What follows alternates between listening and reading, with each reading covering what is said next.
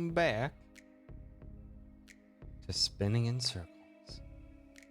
Thank you so much, everyone, for stopping by. I forgot that will wipe out my text box. Will hide iTunes, so hopefully iTunes is not going to have a hiccup and decide not to show what's actually playing.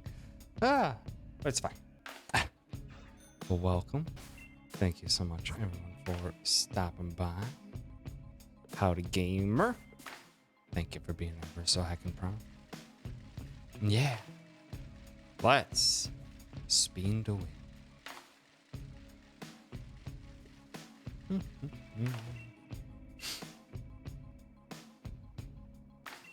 Hope everyone's been having a good weekend so far. I had a lot of fun yesterday streaming Nobody Saves the World with Deer. Although I do always feel bad that because I'm playing with someone else, I'm not actively reading and chatting with chat as I normally like to. And considering that a large portion of my streams as of late have been with other people and such, I'm just like, it's nice to just chat with the lovely chat. So howdy, Calby. Thanks for stopping by. And I appreciate it, because I have been having a lot of fun doing streams with friends and stuff.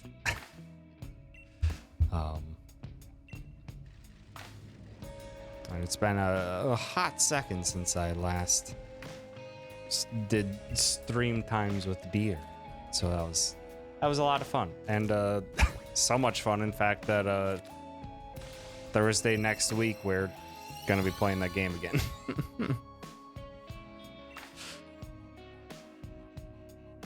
So yeah. Next week's gonna be a busy week, because lots of stuff already planned and stuff I gotta do. Cause yeah, oh man. Cause yeah, let's see what's going on for next week. I'm not streaming on Tuesday, but some Neighborhood Watch peeps are gonna be doing some Civ 6. I haven't played Civilization in many years, but I think it'll be fun to have a larger campaign with a bunch of people.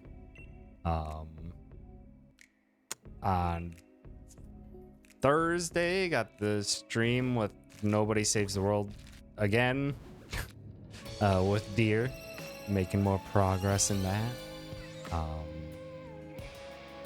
Friday, because it's the only time I can kind of fit it in, it's gonna have to be a Yakuza Like a Dragon speedrun for more practice, for SGDQ, in case my run does come up, as well as to keep myself nice and fresh for commentary's sake. And then Saturday, not sure if it'll start early enough. I probably won't stream my end of it if they do. But next weekend is another Neighborhood Watch stream together type deal. House party, block party, something like that. And I think the plan is for Saturday to be some Mario Kart. And then... but I probably won't stream my side of the things for Mario Kart. Just because on Saturday night, Nowl and I will be returning to Pokemon Black and White 2 on our Soul Link. Gonna make a bunch of progress in that. And then on Sunday next weekend, the other half of the Neighborhood Watch house block party thingamajig, is going to be a Legend of Zelda Link to the Past multi-world randomizer. And I don't think we're going to finish it because it's... Chair's like the only one who's like actively done them. Maybe Mint has done a bit, but I have done a 0, and I haven't actually ever beaten Link to the Past, so I might be slowing everyone down.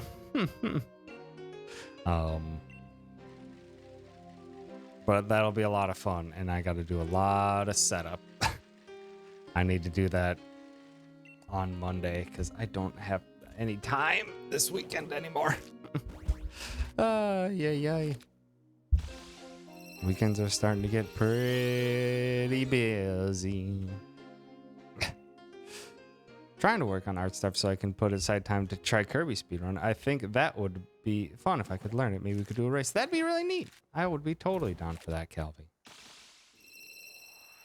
I would totally be down for that.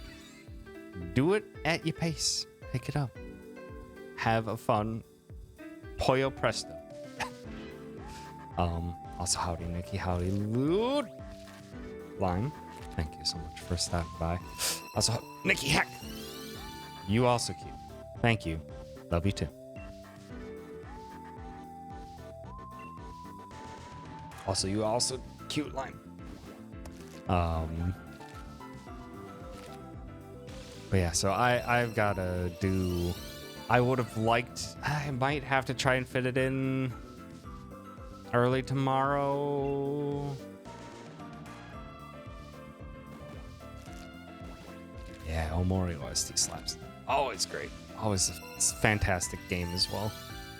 I'm probably going to have to try and set that up. Oh boy. If this weekend wasn't busy enough already, I'm probably gonna have to start getting my setup figured out for the Legend of Zelda Link to the Past multi-world. Gonna have to try and start that tomorrow, or yeah, tomorrow before I do another Yakuza Like a Dragon speedrun.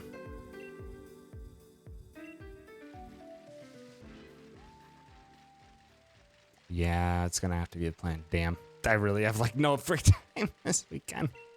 It turned into one of those weekends. Basically, yesterday got home from work, took pup on walk, prepped myself, and then had the stream with Deer all night. This morning it was just cleaned the apartment, did chores, went grocery shopping. Cooked food for meals next week, and then now I'm here.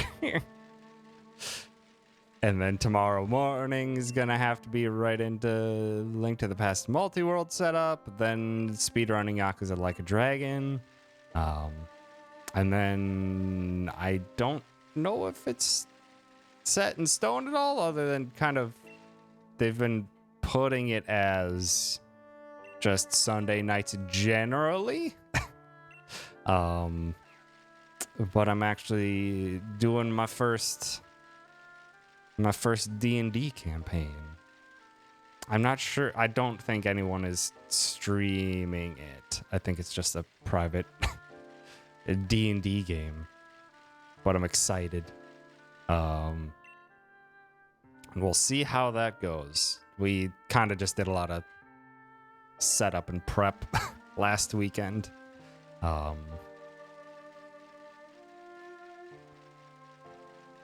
I'm not sure if the plan is to actually do something starting tomorrow. We shall see.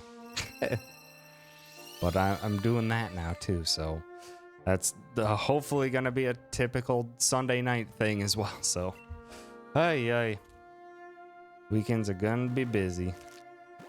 Trying to adult today with food, shopping, and cleaning. Oh, adulting.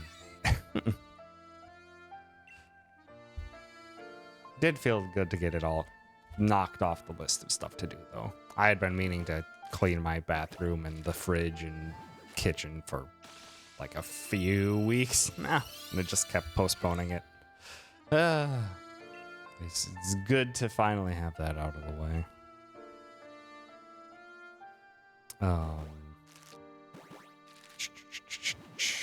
Trying to think what else.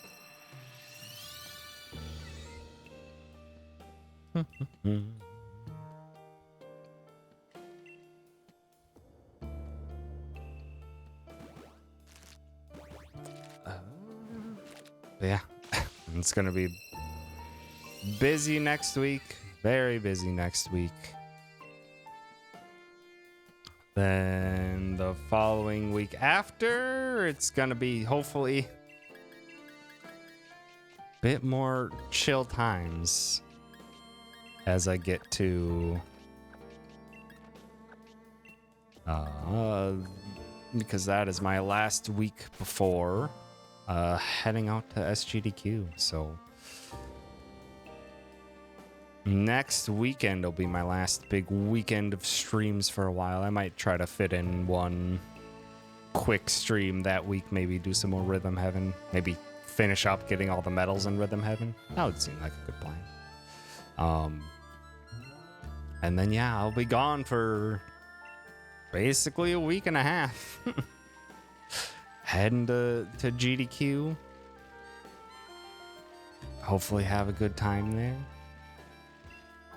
Be on the commentary couch for Yakuza Like a Dragon. Gonna do my best to provide peak commentary.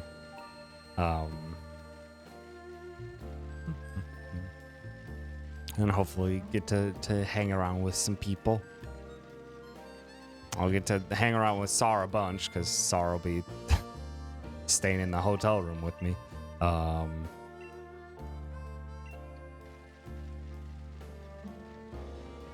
Hopefully I'll get to chat with Nicole a bit because Nicole will be there. Hang out with Froob a bit, the Yakuza Like a Dragon runner. Unfortunately, no Greg anymore though. Greg got his work schedule, and yeah, they did not respect his vacation time request or time off request. So unfortunately, Greg's not going to be able to make it up there anymore, and that sucks. It's lame sauce.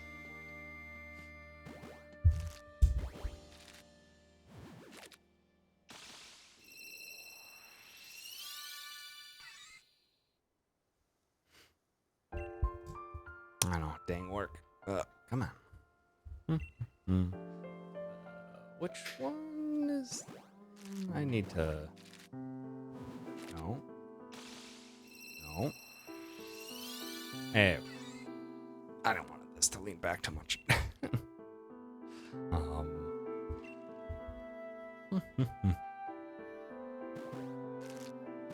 But yeah.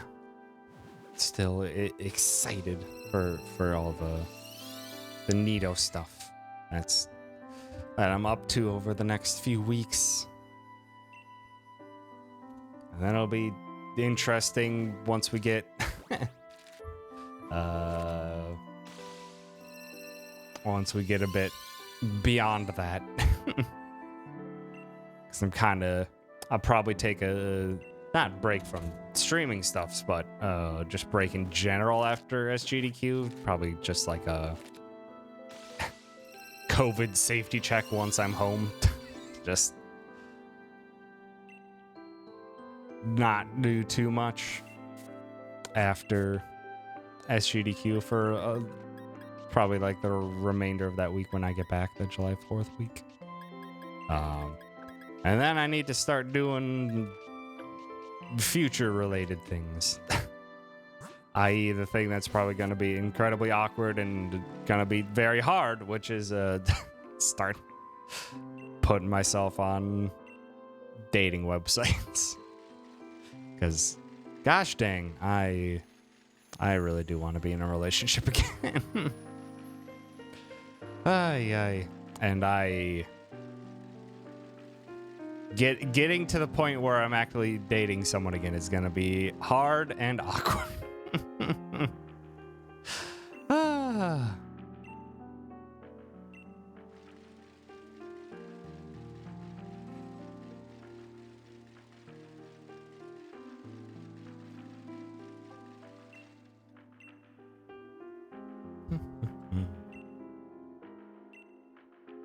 Man, oh man, have I not actually done that, basically, ever. But I want to. Yeah, it'll be a time. A time that'll pay off in the long run. I think so. And finding me some people around here that are of similar interest and similar wants. And on top of that, I also need to start doing more things around the area.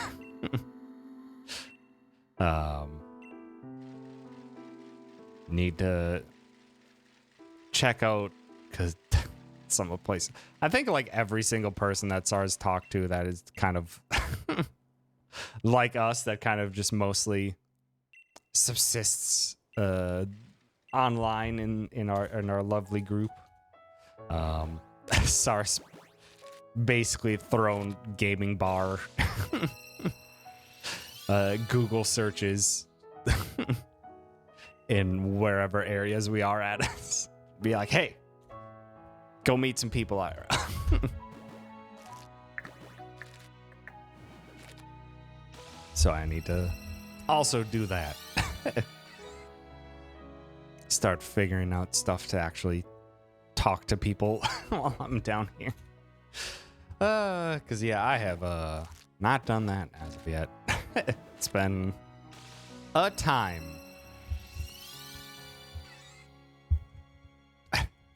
Meeting people is hard. It sure is. Making adult friendships from nothing is that's tough.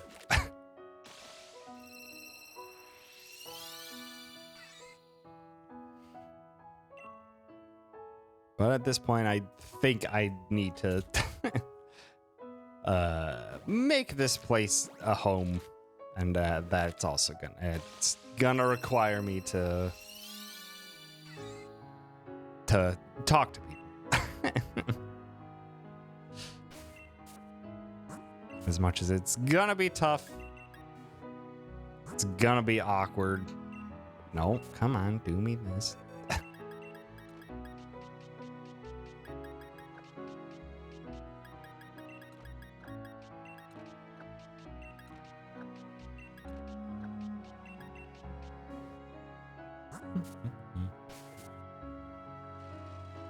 Yeah, there's just lots of futures related things that I gotta really start doing.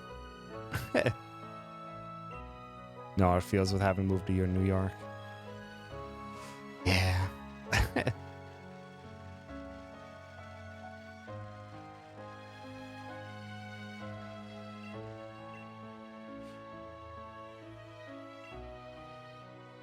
Yeah, so yeah, with COVID. Yeah, that also is not is something at some point where I kind of just, as much as I will still do my best to be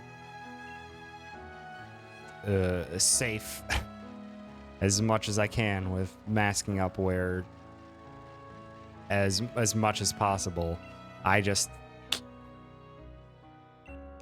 need to actually see people.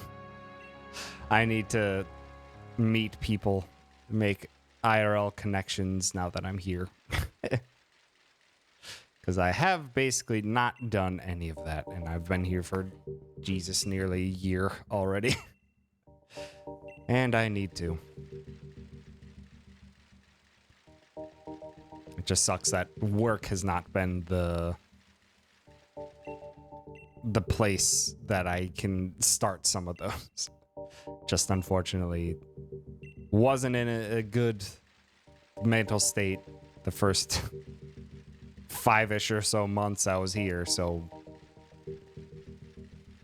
wasn't quite there for it at the first position I had, and then I got to this new position and there's almost no one in my age range with any similar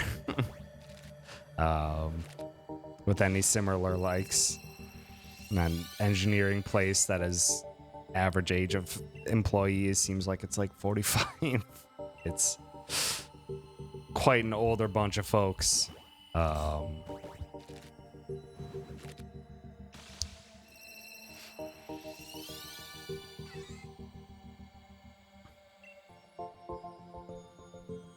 So I'm gonna have to start meeting people in not those situations. And how to applicably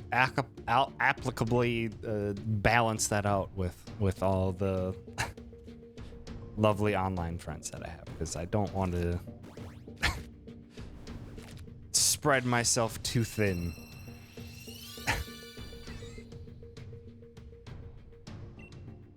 And still want to spend time doing streams and chats and stuff with all you lovely people and all the other friends that I've made over the past few years.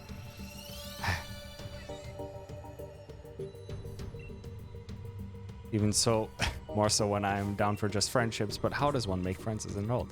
Yeah, it's tough. It's tough, especially when a large portion of my hobbies don't involve anyone but me.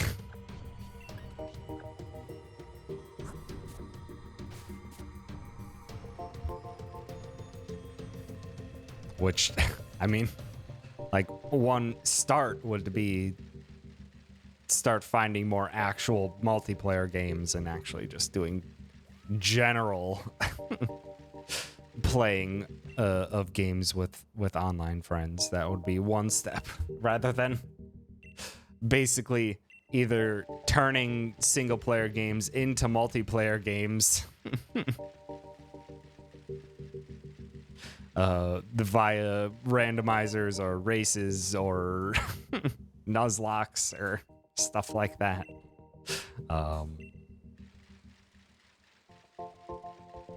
But yeah, the biggest one is just finding more stuff in person to do. Find some communities, maybe board games, maybe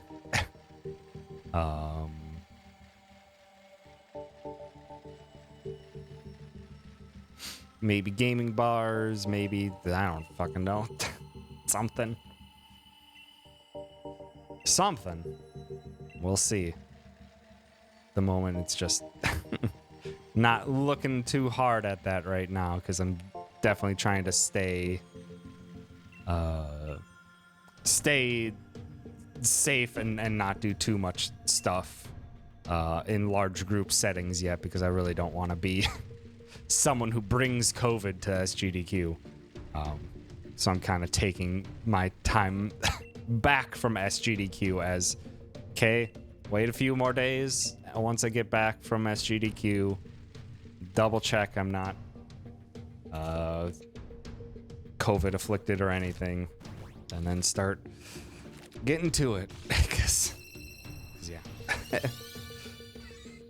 I want it, and I need to start working for it.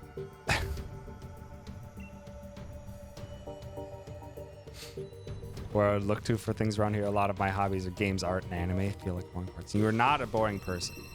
It's just trying to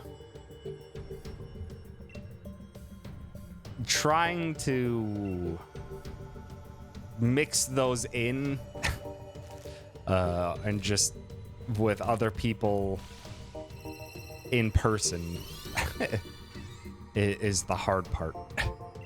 We've obviously grown with our lovely lovely online group here, and I love them more than anything. But the downside is that, yeah, we are not in person, so we can't hang out. Just be like, hey, I'm gonna pop on over. We can hang out, shoot the shit, and watch stuff. It's like requires more planning, more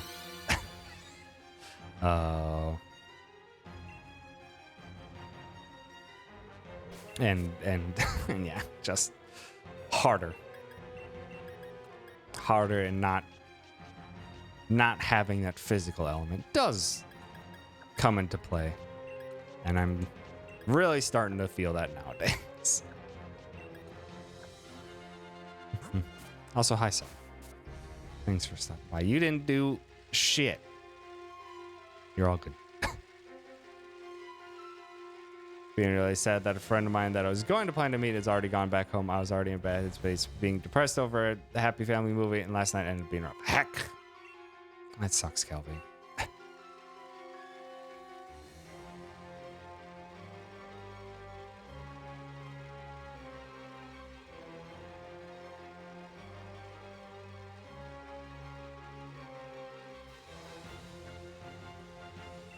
I wish I had words of advice to say. But yeah, it's a time. Thank you for the offer, Sar. At the moment, I'm just kind of rambling. Kind of letting head go where it goes. Which, at the moment, that's where it's going.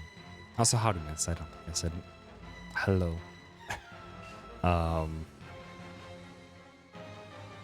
Which at the moment, it's like, because I'm making these plans and now I'm talking about them, it's making them more manageable, more tangible. It's like, I'm gonna be doing these things, and I need to hold true to what I spoke. At the very least, that's what I'm trying to do.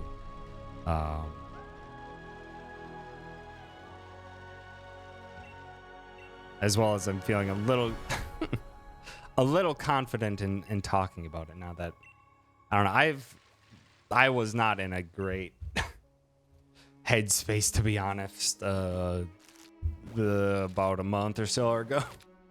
And it got not great to the point where during doctor's checkups, while I was getting all that stuff sorted out, I discussed getting on antidepressants with my doctor, which that is currently the case. We're trying them out. And I think they're helping at the moment. They have definitely helped with the physical side of the symptoms that I was having. And it's getting me more perspective on how it's allowing me to more actively look at what I want and the steps I want to take to get there.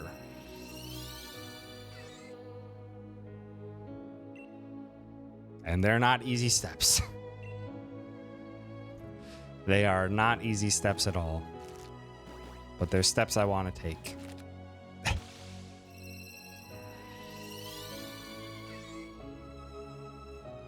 And I'm feeling hopeful that I can do that.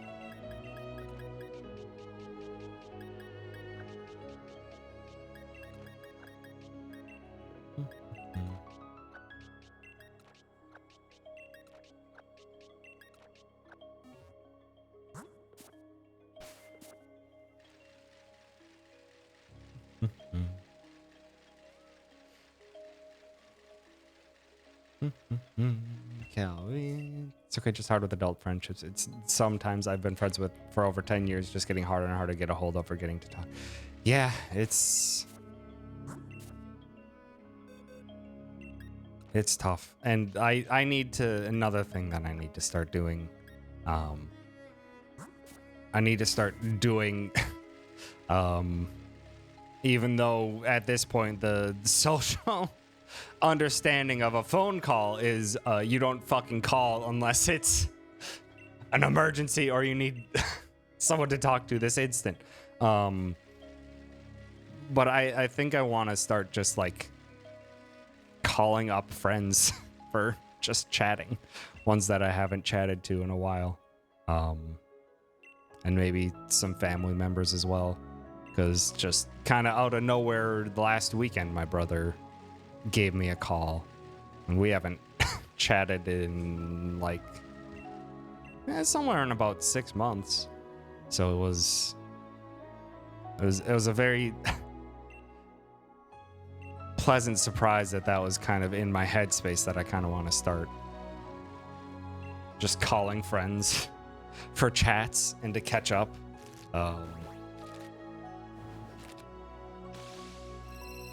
And having my brother do that and having a nice chat with him and his kiddos. So yeah. But in my self-review at work, my frustration for the last 6 months and how my job satisfaction has hit 0, so that should go over well. Well,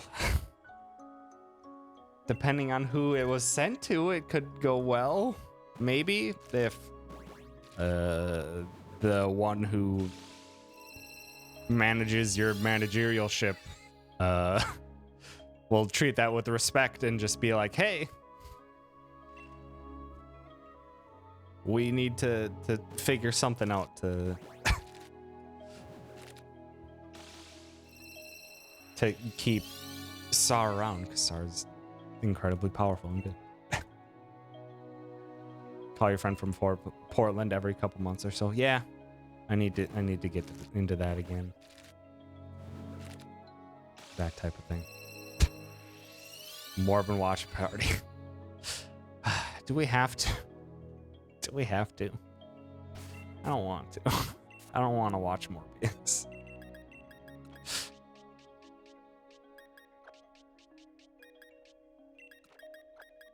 It's Morbin, Tom. Yeah, but Morb came out a second time and it bombed again.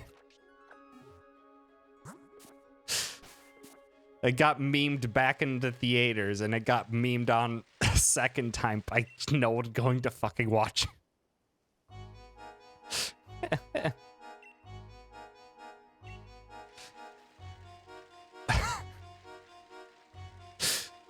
And then I think I saw someone repost on Twitter, someone made a change.org. He's just like, oh, we were busy that weekend. Can you guys bring it back for a third time?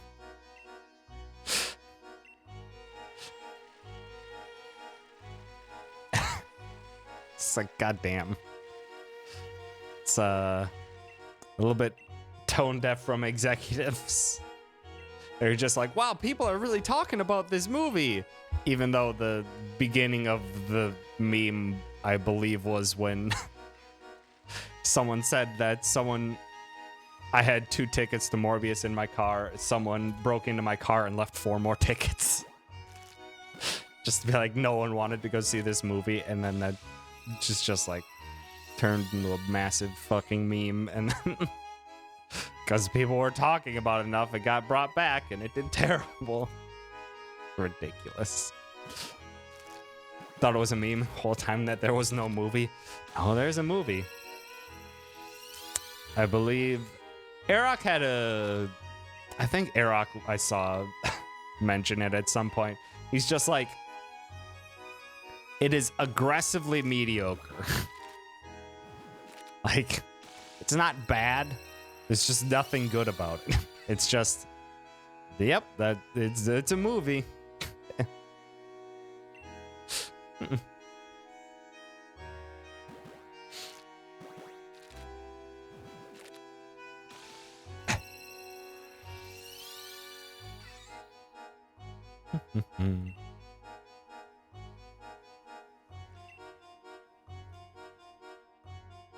As Carnus was saying how he could see the movie if he wanted to. Yeah. Oh, hi, Rock.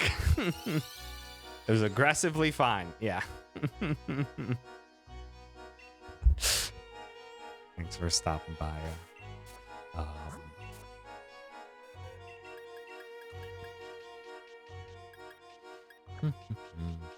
uh, da, da, da. Speaking of Final Fantasy, Sar, you bought me Final Fantasy 2, and it disgraces my Steam library now. But I actually kind of wanted to do either a Final Fantasy 9 or Final Fantasy 7 race again.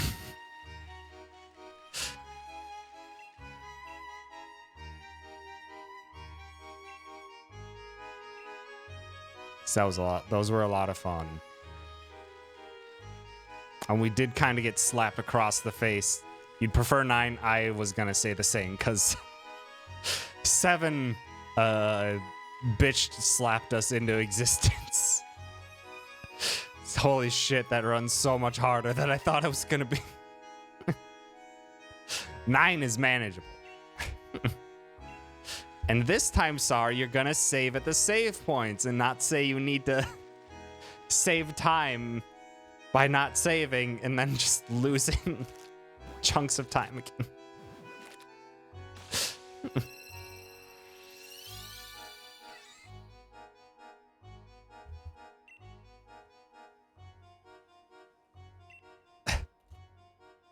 I am what I am. I will gladly keep taking time losses more. Yeah, you probably did the same thing with FF7. But to be fair, we also spent a very long time getting the guard skin.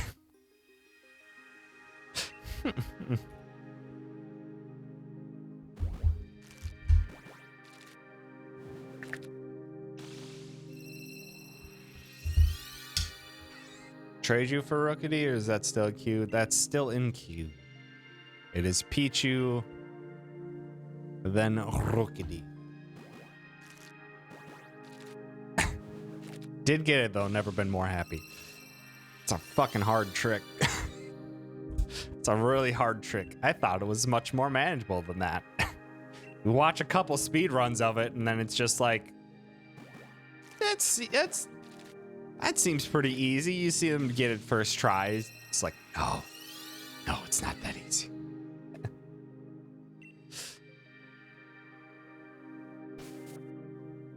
Come on. Easy baby skip. Baby skip for babies. Just like the freaking space hammer jumps for Kirby. Which are so tricky to do and finicky. I'm just like, I just want the sub 2 hour, and I think I can do it without them. So I took them out. So I'm just like, I don't want to keep losing chunks of time from this nonsense.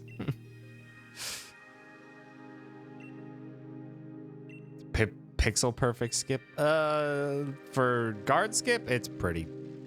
It's not like, it's kind of pixel perfect, but also you're ramming Cloud's hitbox into the guard in such a manner that you can eke your way further down than you're supposed to. And you can just walk past them.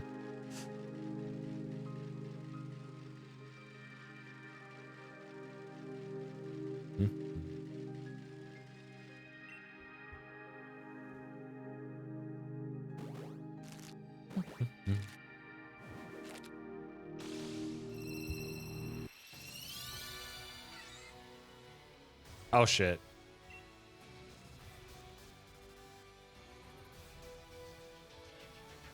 Sar knows this one. I'm gonna blast this one.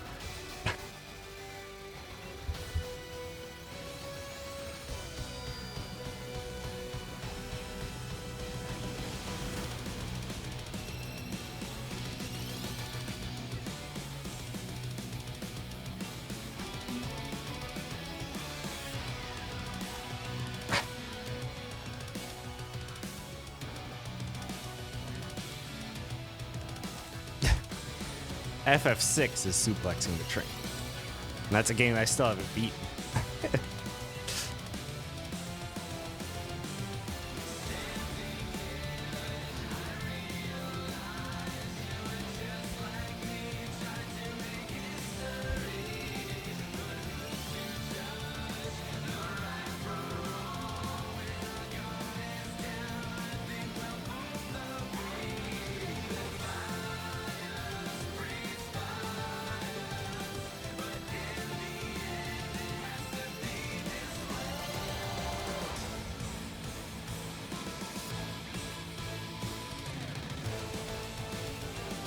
God damn it. Revengeance. Such a fun and incredibly flawed game that has an intensity that cannot be matched.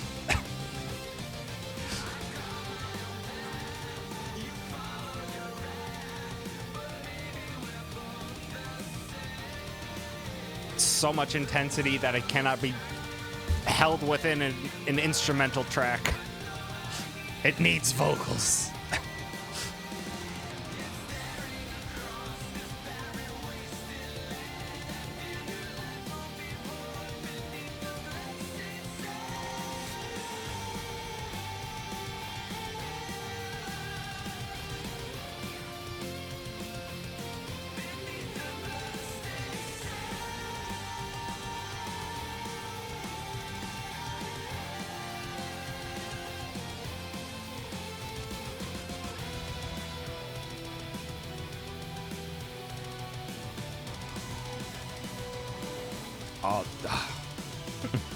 Can start. Songs. We can probably start chatting about some of the stuff that's been showed at the not E3 showcases that have been done, because that just reminded me of seeing more footage on Metal Hellsinger. And how I'm just like, God, it looks so fucking cool.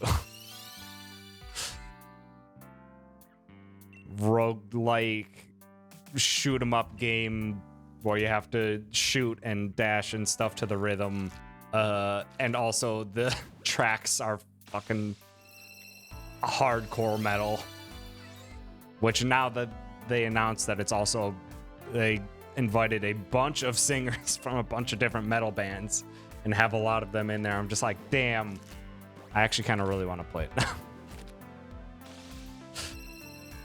I was already pretty excited about the concept, and then now I'm just like, now you're bringing in freaking blasting vocals too? Very excited. Also, I missed a bunch while I was headbanging. Tifa get hydrated shirt? I don't think I've seen that shirt. Sorry, that's right. We did not get to talk about FF13-2's ending it all, because I finished and had to leave and do stuffs.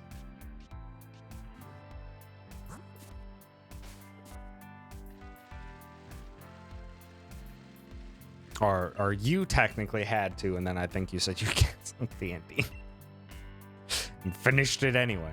But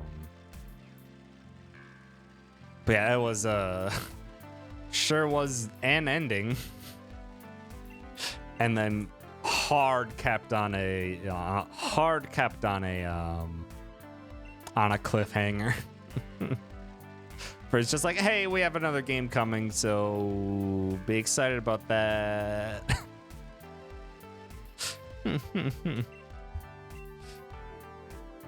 Also, take it easy for the rest of the night, Calvi. That's a lot of adulting to do in one day.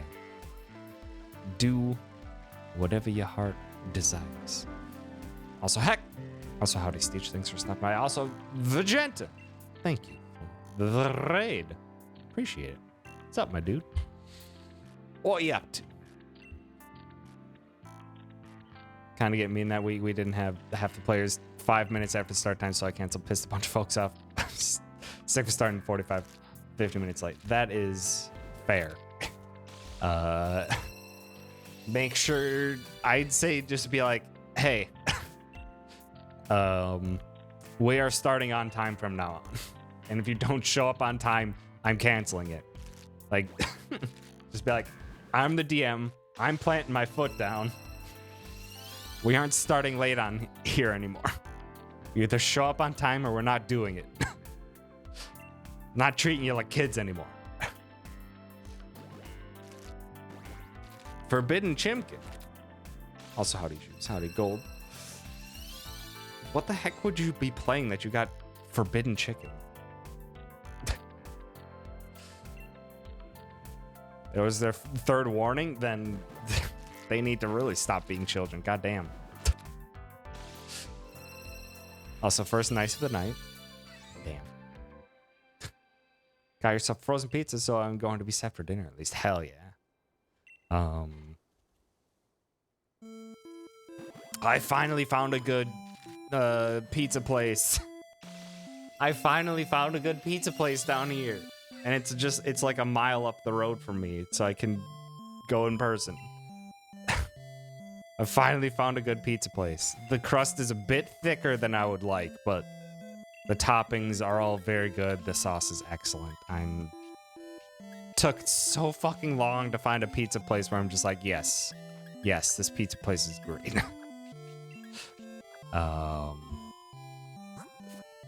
Got a calzone last weekend from that place, and then got an actual pizza yesterday from it. And I'm just like, yeah, you guys got some good shit here. I'm very down. Also, howdy, Pete. Thanks for stopping by.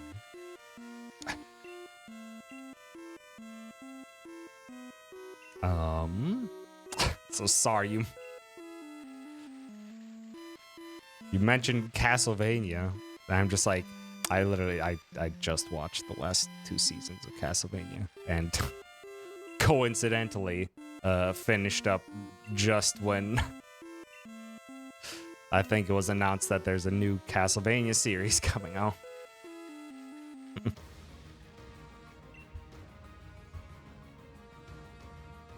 Castlevania has wall chicken. Oh, for forbidden chicken. Yeah.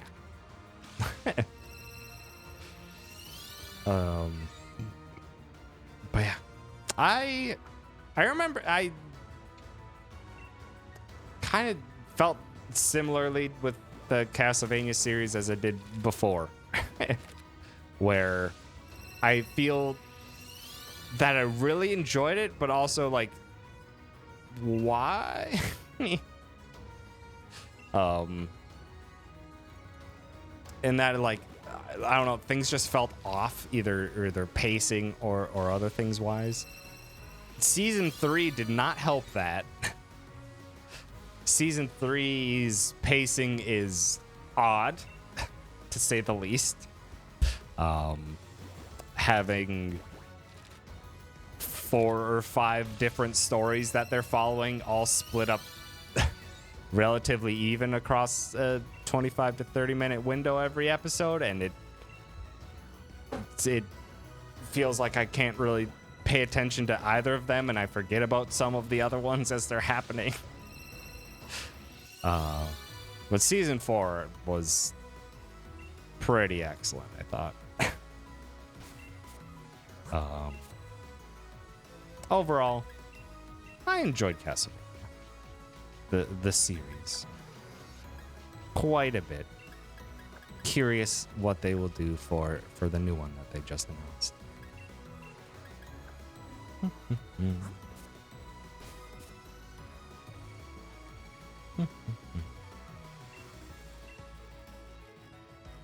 But yeah, I've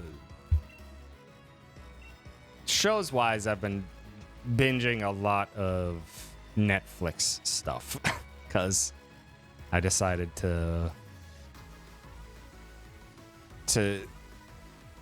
get a Netflix subscription because Adam Conover from Adam Ruins Everything has a new show that was Netflix exclusive called The G Word.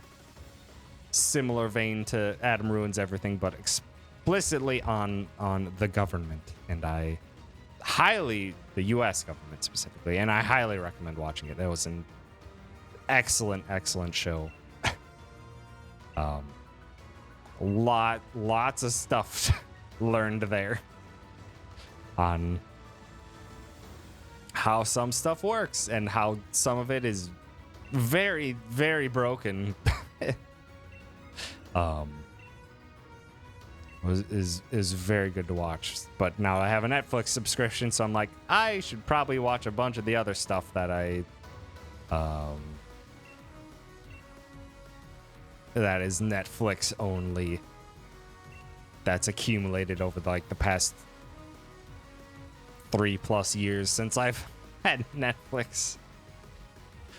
Because I think the last time I had Netflix was I got like a month subscription and I just watched. It was when Evangelion came to Netflix.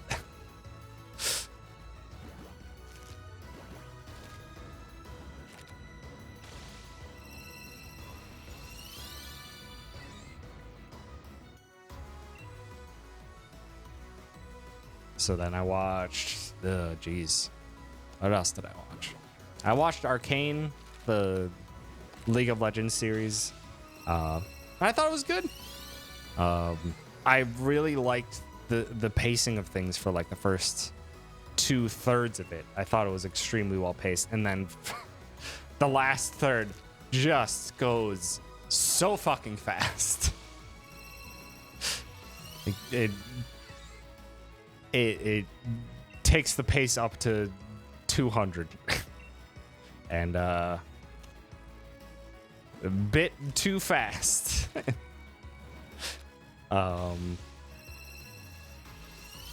Just like a League of Legends match, huh? Except for the first 2/3 were really good. Early League of Legends matches can be very boring. Where it's just like, cool, I'm farming. I have almost no abilities, and everyone's just farming stuff for the first 8-ish minutes or so. It's like, no, it was good. It was.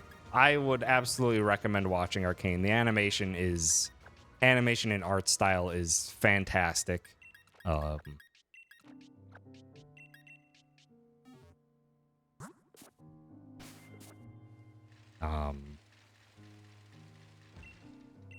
OST slaps. The composition and choreography for some sections is just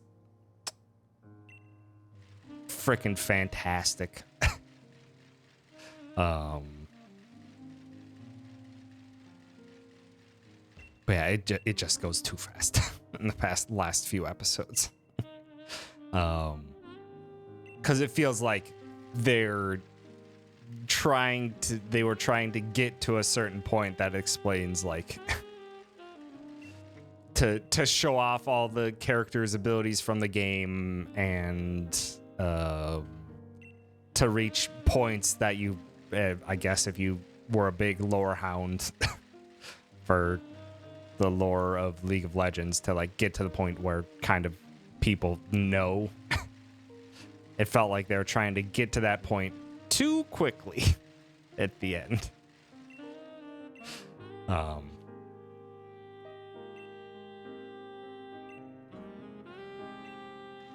then I watched all of Way of the House Husband. That was really fun. That show was just very fun, very silly.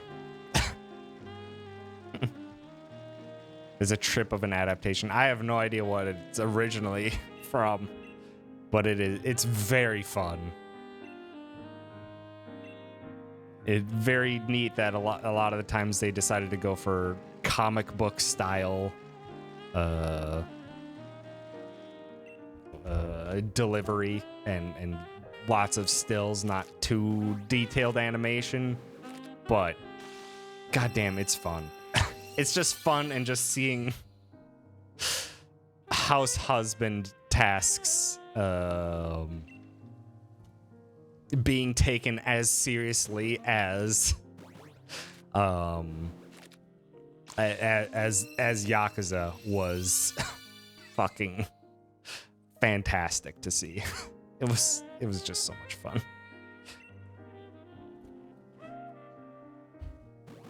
Okay, it's the most one-to-one manga adaptation.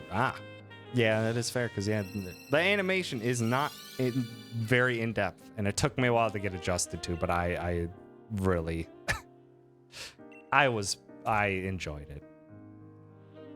They just colored in the panel, added mouth flaps and voices. Damn.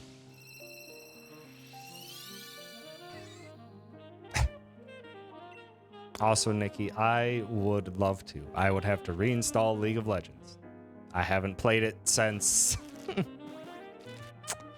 since when Greg asked to do a stream of League of Legends. That was like more than a year ago.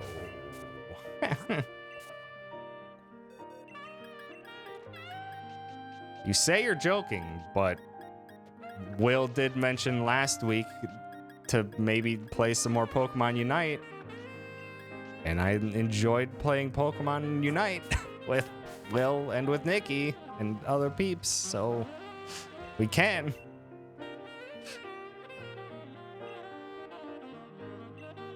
Kind of wanted more animation for it. That is understandable. That is an understandable want with Way of the House Husband.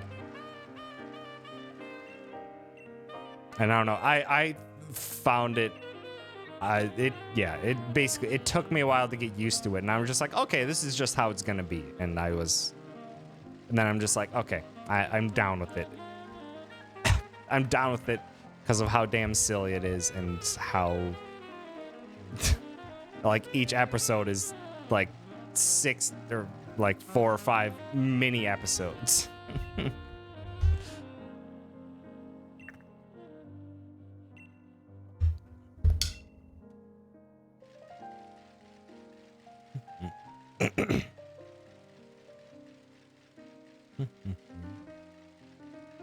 Karnas has kind of dipped back into it, so I imagine he would be up for doing a try with friends again. We can do that.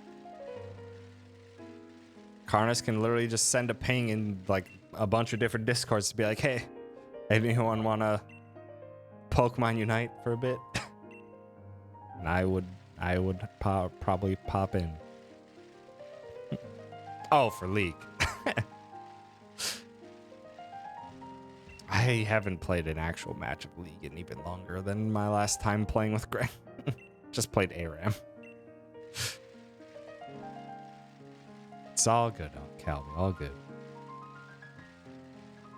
How I felt about Love is War? I don't know what Love is War is. Wait, that's Kaguya? The one with the Chica dance, I think. I never watched that one. Shows from this season are going to start ending in less than a week. Is it already? I suppose. It's already June. It's already been 3 months. Ah, damn.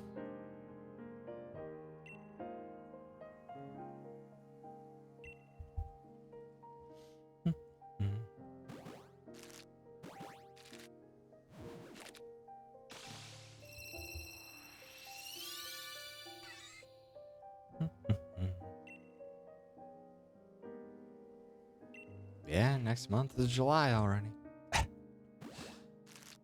Time has again disappeared. And it needs to stop that.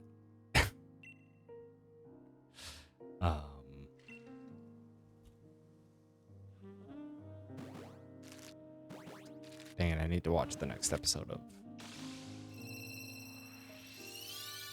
It's almost autumn. It is not almost autumn.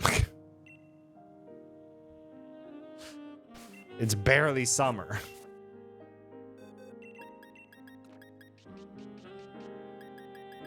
We still have plenty of time before autumn. And especially for me now that I'm in North Carolina. Autumn does not come here until like October.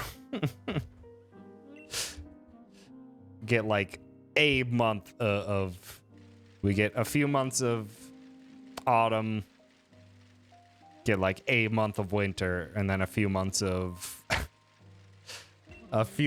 spring, and then we get summer. Half the year summer. It's already pretty consistently like high 80s and 90s here, which I've been enjoying more because I was always so sick of winters back up north. I enjoyed the changing of the seasons quite a bit, but I definitely did not enjoy what snow and ice had me doing on a daily basis. Going on walks with Riza was a pain in the butt because it can get so cold that it freaking hurts to be outside. And then driving in snow and ice sucks.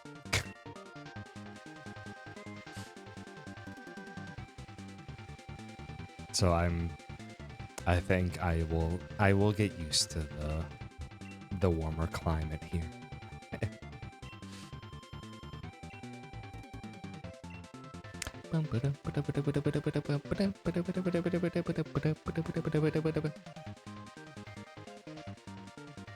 Over the garden wall. I've heard a lot of people talk about that, and I don't know what it is.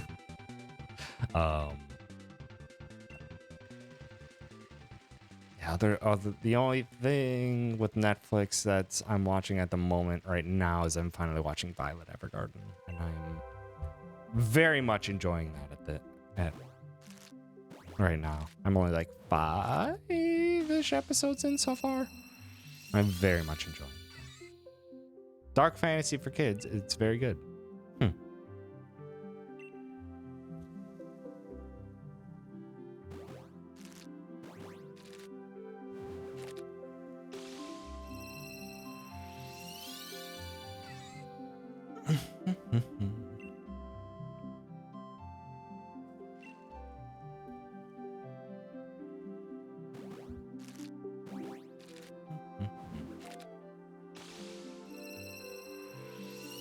Grimm's Fables with old Americans sprinkled in. I had the whole series on Cartoon Network for like 2 days and then never again.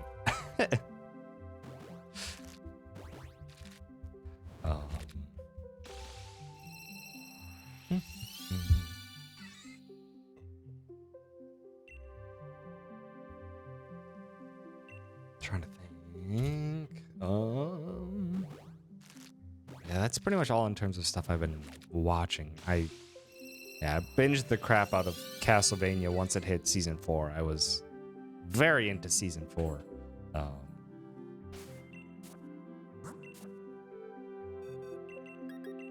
Season 3, I was just watching as is, but season 4, I kind of binged the crap out of that at one point.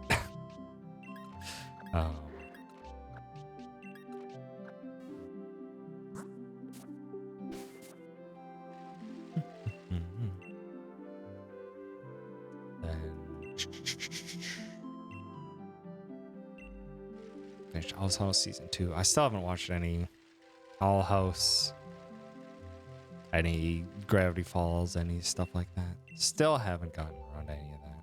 That probably won't happen unless someone is just like, hey, we're watching this. And I'm watching it with someone else.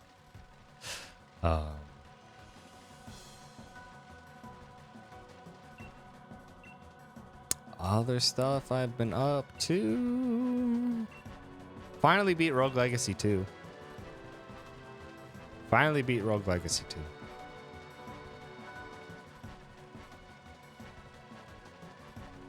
That is a fun time, and I kind of had the same feeling at the end of Rogue Legacy 1 where I'm just like, I just want to finish. Just because it gets to a point where the castle is so damn large and I'm doing the same areas over and over again, trying to either build up money or build up resources to get out of there. And it feels like the first 4 areas hold the 0 difficulty anymore. So it's just a grind of an area now.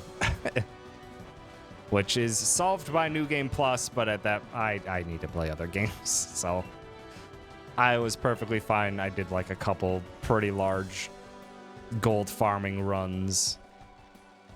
And then my last run just kind of did well enough to finish off the final boss and then see the ending and then like start a little bit of a New Game Plus run. And then I'm just being like, I still kind of feel like I want to play more, but I want to play other games more than I want to keep playing Rogue Legacy 2. But it's very good. Rogue Legacy 2 is is a very good time. It is very much it is very much Rogue Legacy 1, but a whole lot more. It is kind of the definition of a sequel.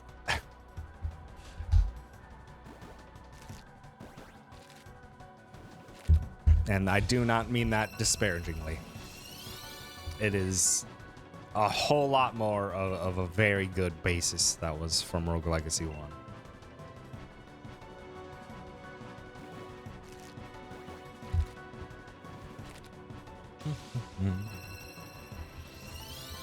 Could never get enough gold to get any upgrades. Yeah, it's...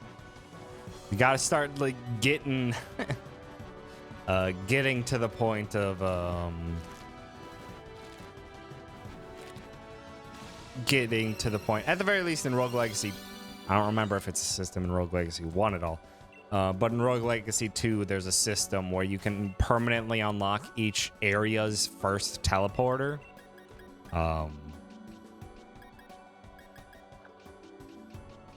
So basically all runs would start off with clearing the first area and then teleporting to a completely different one.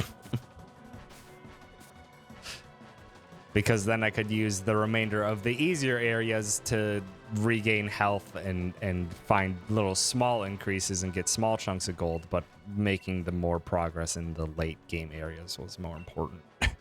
First game area I always did first. Not for money, but for resources. Get maybe a health upgrade, get maybe a few relics.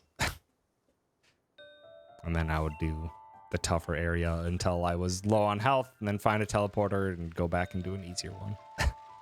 Regain health, try again. I had just a stupidly amount of HP for the 6th area at one point. I think I had nearly 1,000 HP, and I spent almost no upgrades on HP increases. Like, that's how much healing. Or I had a barbarian, and it's how much health upgrades I found. So many health upgrades. So I was actually able to beat the 6th boss, and then the boss after that, in the same run, because I just had way too much HP. But it is a very fun time. If I was down with getting back into the grind for New Game Plus, there is a lot on offer with New Game Plus. In that game, I just need to play other games.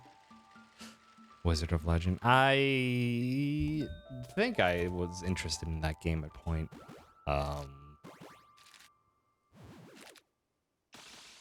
Seemed like a really neat game. I am not in the mood for another roguelike. I am not in the mood for another roguelike right now. I think what I need to play next, it's not going to happen probably until it'll probably happen either at SGDQ or on my way to SGDQ or breaks there. That'll probably be my next big chance for free time. Because I need to start playing Chicory. I really want to play through Chicory.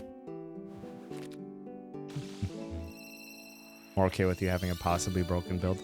I mean, yeah. There's upsides and downsides with everything in Rogue Legacy 2. Just some of the upsides can be more generalized. Such as any fast-hitting weapon and applying poison on hit. It's the dumbest shit ever. It's very powerful. Get Gunslinger and just apply instantly 10 stacks of poison.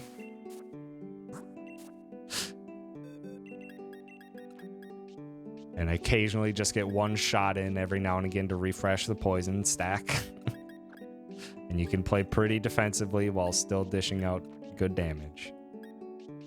Gunslinger is a pretty, like, the safest class.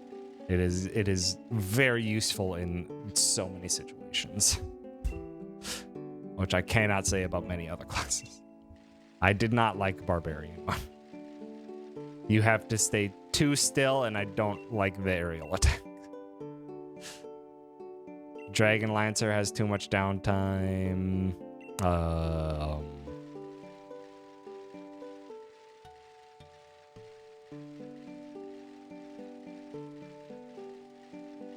Assassin has too little health and not enough damage to make up for it.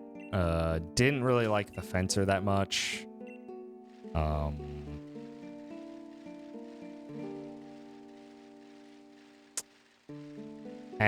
Astrologer I didn't like much because I don't like... I want to be constantly hitting things. I want to be constantly hitting things, and with Astrologer, you kind of plant your your black star or your black hole, and then you either cast magic or you run away, and it's not a fun playstyle for me. Archer is a bit too slow. Kind of liked just playing regular knight, Valkyrie, and Chef the most. And then occasionally swapping in other weapons as I found them, or as the Contrarian perk. There's a setting you can do with the Jewel Shop or whatever to add Contrarian to the first air in every reroll. And I was just like, yes, please. Contrarian randomizes your class, weapon, and special weapon. Or your standard special. Or your talent, as it's called. And I loved that. I liked playing as classes with weird combinations. When they had good combinations. Chef without the pan is actually pretty damn powerful. Because Chef without the pan still applies fire on every hit. So Chef was one of my favorite classes.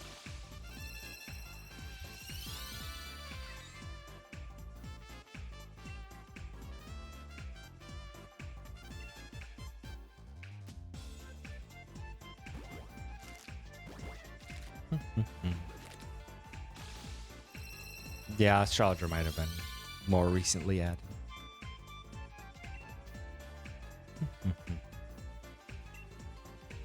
Yeah, I think the weapon that I used to kill the most bosses was the pizza. You can have a pizza that works like the Castlevania cross. Just throws out, stays in place for a bit, then comes back. And that is your standard weapon. And when you're dealing with very large enemies, it does a fuck ton of damage. I beat so many bosses by using that pizza. It is not the greatest for regular exploration, though, because its window of effectiveness is rather low. It's a relatively small projectile, and it only goes in a straight line forward and can curve back, but eh. Barbarian's Mythical Hammer. I didn't mess much with the mythicals outside of when the game gave them to me. Oh yeah, also Boxers. I really like Boxer a bit too.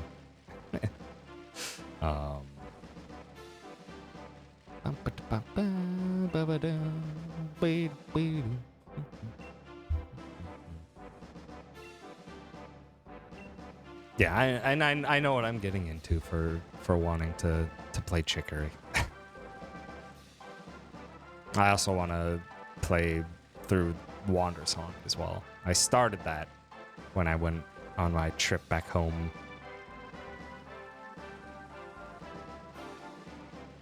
In December. And then I hadn't touched it since. I do want to play through all of that.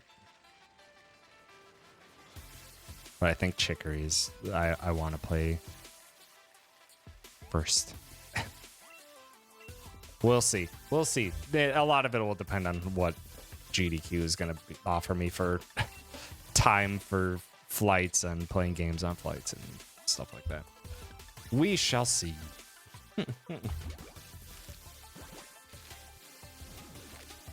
No. I watched all of Barry's playthrough of Wandersong. Jesus, that would have been in Barry's first year of streaming. I watched that. And that's why I have the boy, because goddamn if I didn't fall in love with it. But I want to play through it all myself. I want to play through it all myself, as well as I want to refresh myself on the soundtrack, because I did buy the soundtrack, and I need to sort through it at some point, but I don't want to sort through it until I've beaten the game.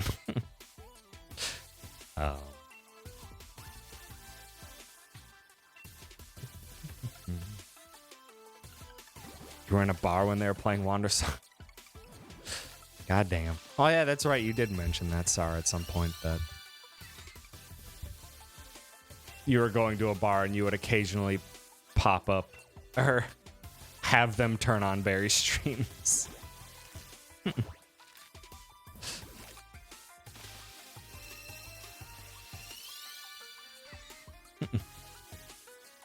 It was a nerd bar.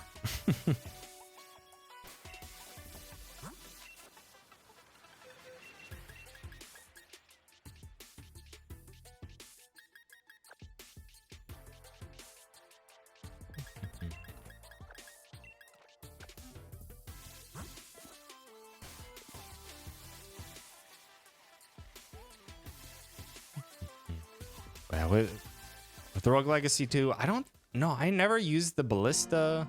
I'm just trying to run through what all the legendary weapons were. The pizza I loved, and that's a legendary weapon. The scythe I didn't like on one playthrough, but I kind of got used to it on a second.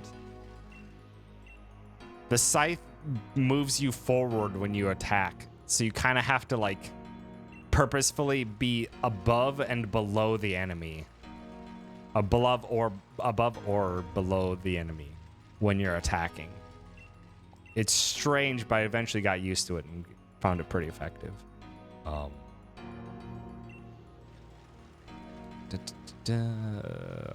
The boxer's explosive gloves, I totally just killed myself when I found them.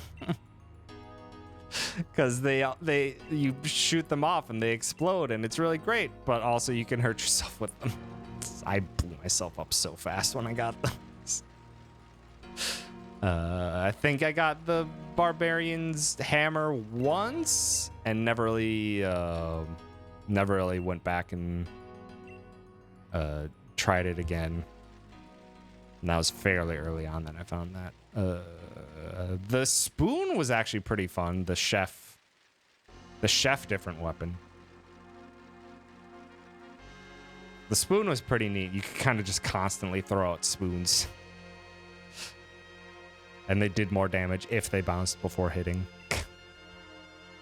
So you could just keep throwing spoons all over the place. Trying to think what the other weapons were.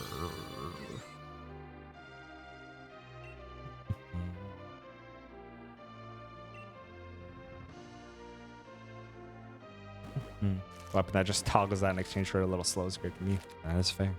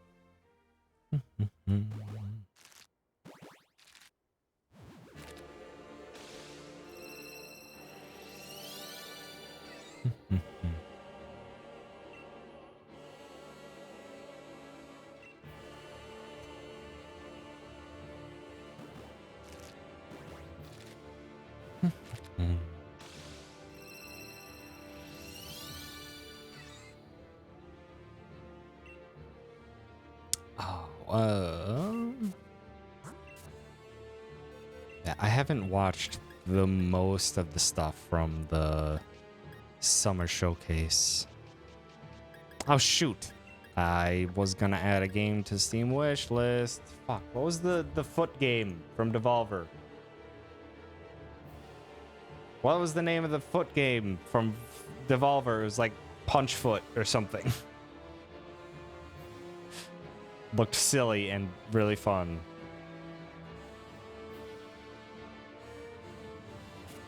I forget its name.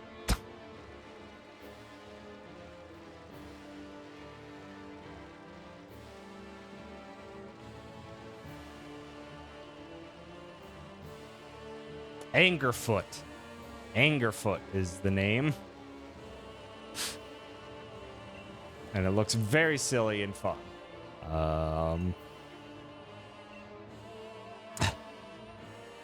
And now I just want to go to the wish list because that's kind of where I put all the things. Date added. Games that I've seen there that looked like they would be neato.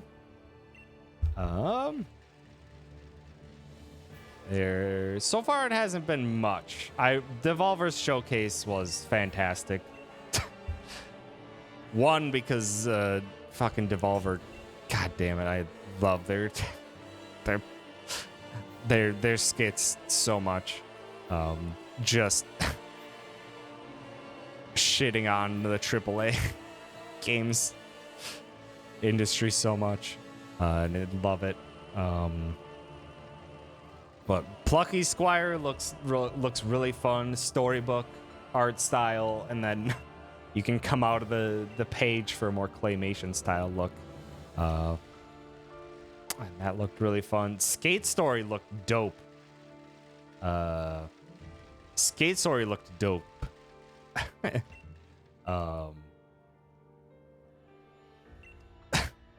It's Skate, but with impeccable vibes. Playing as like a skater in space and all this shit. It looked fantastic. I guess there was more showcases, and Angerfoot just looks silly as hell. There were more showcases that I think Grim watched a bunch of and wishlisted stuff and pointed them out to I think Now's Discord. I snagged a few from there. Neon Blight, which I think I have a demo from like from one of the from one of the bundles, one of the charity bundles over the past few years. But that game is coming out soon, so 9 Years of Shadow looked like a really cool Metroidvania. Planet of Lana just looked absolutely beautiful, and Moonscars looked very Souls and like very much a la Blasphemous. And Blasphemous was a good time. Neon White, yeah, Neon White looks dope as well. That I've had on my wish list for a while. That looks like a lot of fun.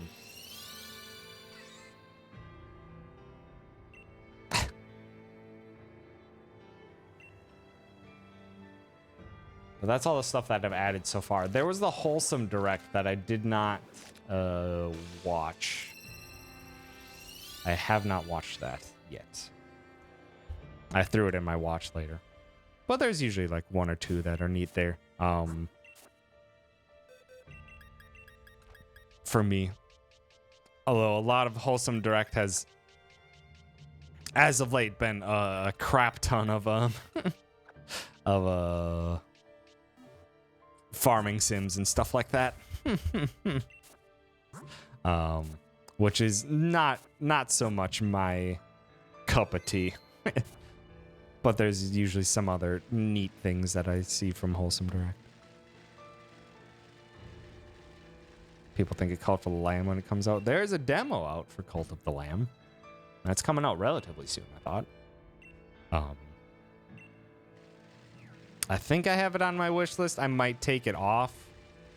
Because, one, it does look like it has a lot of the management sim type of deal where you're planting crops and farming stuff and things like that. But then the combat perspective throws me off. And I think Barry also mentioned it as well after the Devolver Showcase. Just like that perspective feels odd to have kind of some frenetic combat happening. Just because it's difficult to fully tell what hitboxes are with that type of perspective.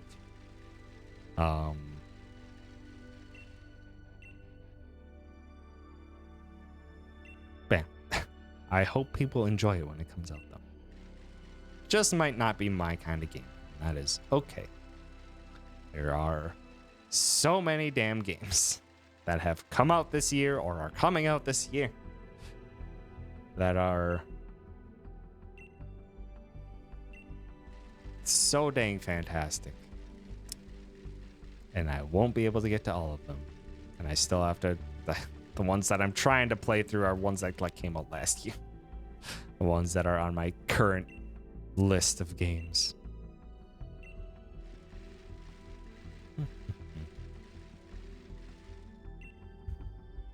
And then also the games that I'm playing through with friends that are also taking up lots of time.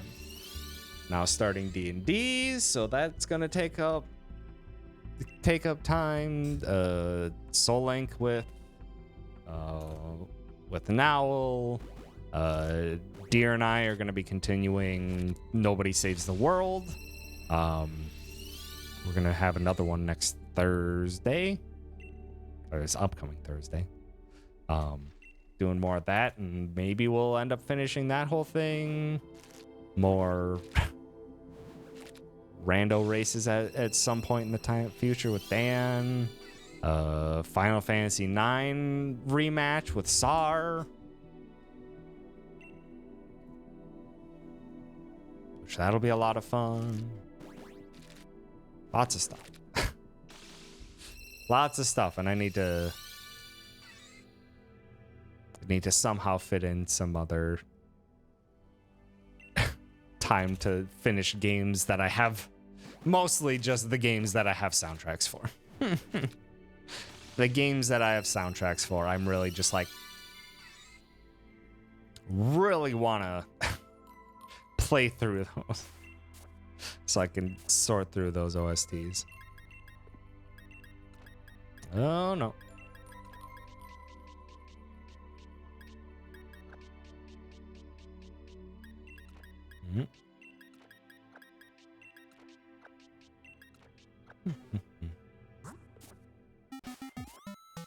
God, I thought that was a fucking alert.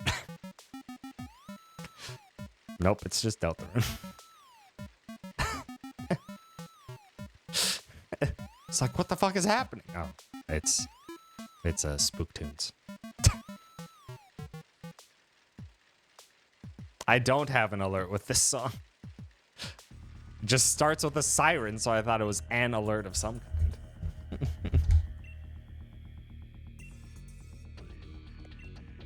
Damn you, Toby Fox. Also, hey, if you guys didn't see Toby's news, that Toby is a more prominent composer for the new Pokemon game.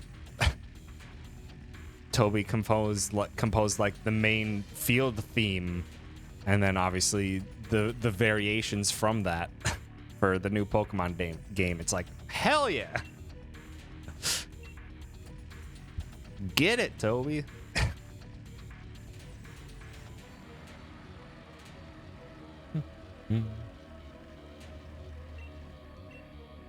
Same problem with Bear's Kingdom Hearts.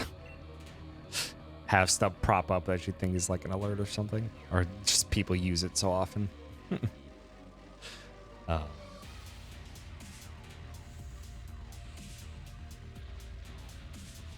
yeah, I'm excited for that. Though I just can't really be excited about the new Pokemon game. Like, it looks neat. It's neat that they're like taking the open world concept even further with the wild areas, and now they're saying that progression through the game is also kind of picking what you want, which makes me excited. The playing with friends stuff, I want to be excited for, but it is also Game Freak and Nintendo Online. So I'm like, ooh, is it gonna actually be that neat? And are there gonna be constant hiccups? And because who aboard the wild areas did not breed much confidence. Seeing characters blink in and out of existence and hiccup and frame drops and all sorts of stuff.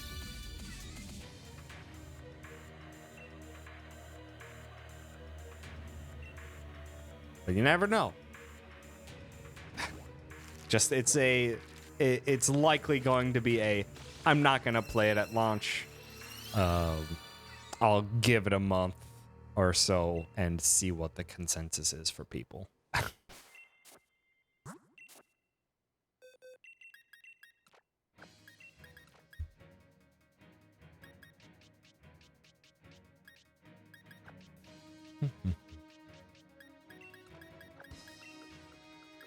Surprised they announced it so soon after Arceus. I'm not, but that's just because they have. It is such a dominant franchise and such. It's one of the most popular in the world. It is a very core pillar for Nintendo. They have the anime, the games, all the spin-offs, all the Pokemon centers and merch. They just have to kind of keep a constant stream of stuff coming out, and goddamn, yeah, it is too much for me at the moment with having the Sword and Shield DLCs coming out, and then I didn't play it, but Brilliant Diamond Shining Pearl came out, and then Arceus came out, and it's I am like, and plus with all the Pokemon stuff I've done recently with the race with Will, the every level randomizer race that Will and I did, that was a ton of fun.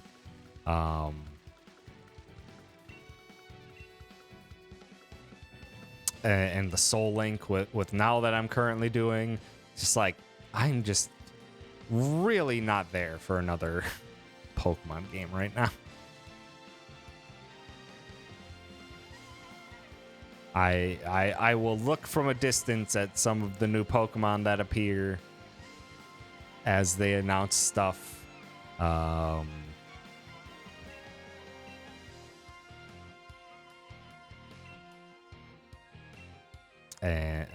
And just see what people say once the game comes out, and we shall see.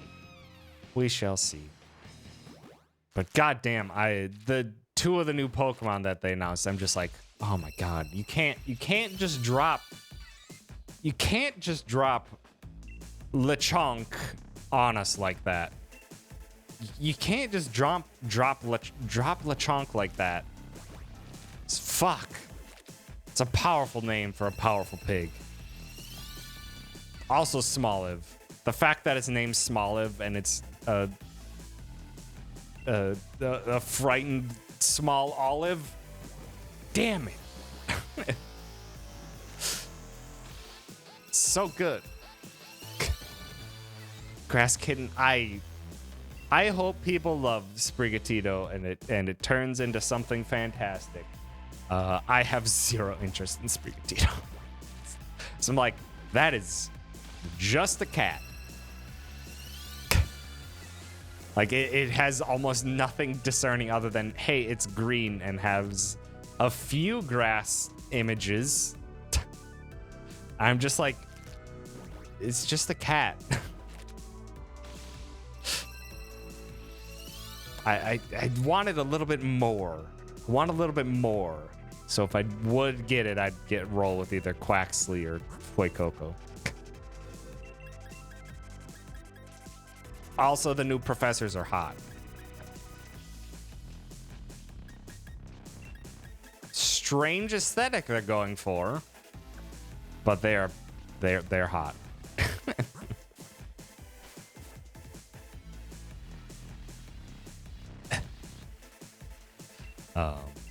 Also, howdy, Greg. Thanks for stopping by. Also, sorry, I saw it. That is perfectly fine that you want to see more of Arceus, and that's what you want to see for more Pokemon games. I want to see more of Arceus, or more of Arceus's style. Do I want to see that in the mainline entries? I don't think so. Because, like, I was really loving Arceus's style up to a point. I loved the de-emphasis of battles, that there's so much experience and stuff to have be gained from just exploring and stuff like that. But the de-emphasis on battles ended up kind of hurting it when battles were required. Because, like, I would almost never battle anything, to be honest.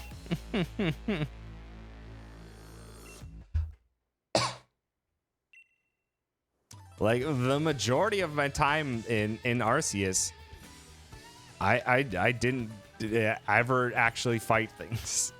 I mostly just threw Pokeballs from a distance and was just excited to figure out ways to catch them in new and interesting ways. And I really didn't like the end game of Arceus, and then I didn't even bother with the. I bothered with the post game to have the final boss fight, and then their final thing after that is, hey, finish the Pokedex, and I was like, nah. Nah.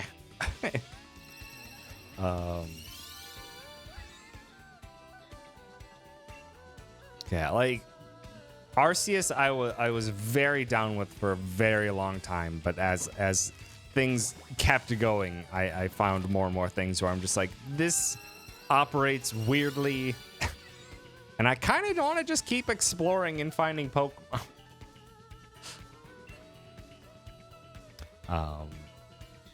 Also, yeah, the end game really dragged.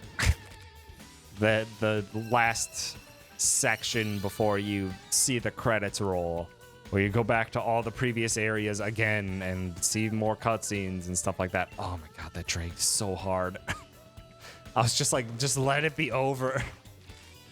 I'm literally just beelining it from one area to the next. I'm just like, I'm done. I want to just see the credits roll. Turn the world back to the way it was and let the credits roll.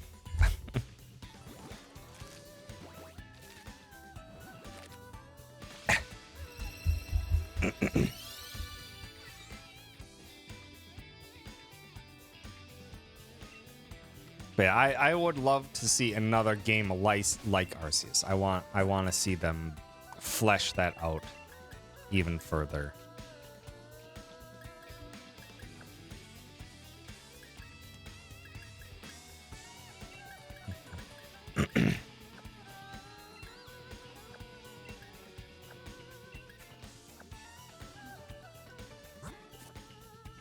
Also, that is fair, Calvi. To not really be into it because of its openness. That is perfectly fair. Also, howdy, Gwen. Thanks for stopping by. Love that game, but the last bits are, yeah. I have not played a Bravely Default. And as much as I want to play a game like Bravely Default, I don't want to play Bravely Default. In part because, like, I am not a fan of its art style. I really am not a fan of its art style. Its fighting mechanics and systems very much interest me. But I really don't like the art style of it.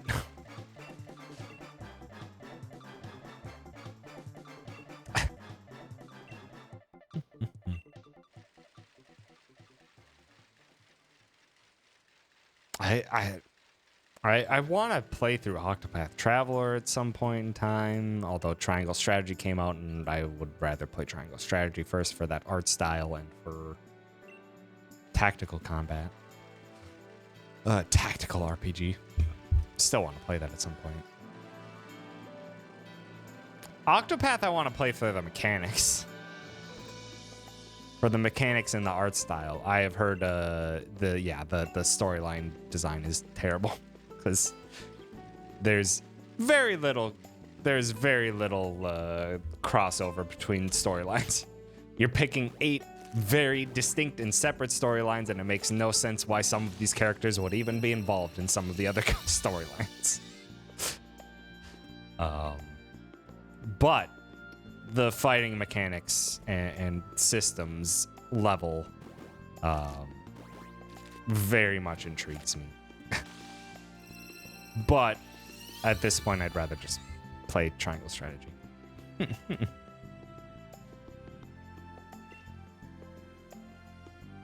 Like 10 to 15 level gaps to do the next part. Yeah. So you see one person's first third, then you go cycle through everyone else's first third, then you get the next part of the next person's story. Unless you're a speedrunner and you have plans to deal with the level differences.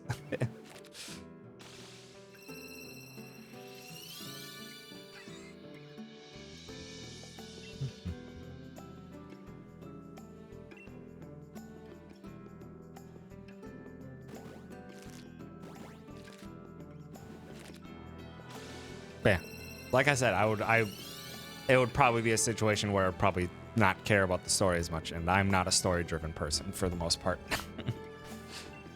Like, the mechanics have to be there first for me to care about the story. And if the story is not grabbing my attention, I can literally just turn it off in my brain and just focus on the mechanics if I'm enjoying it. That is how I tend to play stuff like that. Just look at Final Fantasy 13 too. I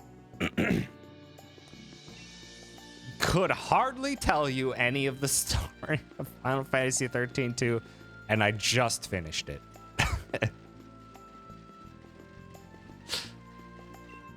It's just if it just decides to be weird and nonsensical or just like not all that interesting to me, I will strictly coast on a game's mechanics.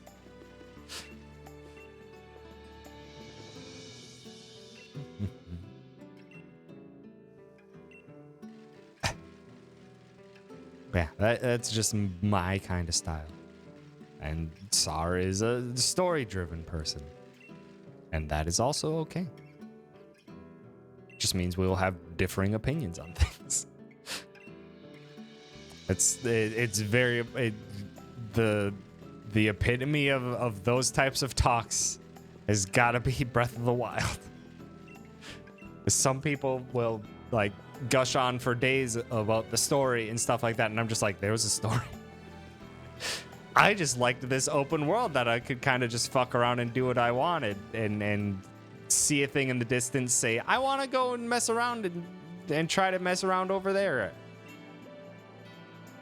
And that drove me through the entirety of Breath of the Wild. And people can... I have a bunch of complaints on Breath of the Wild, and people have their own list of complaints.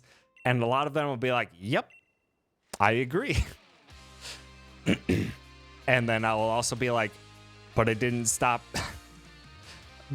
my enjoyment of Breath of the Wild at all, in the slightest. Elden Ring also has that as well. I couldn't tell you fucking anything about the story of Elden Ring.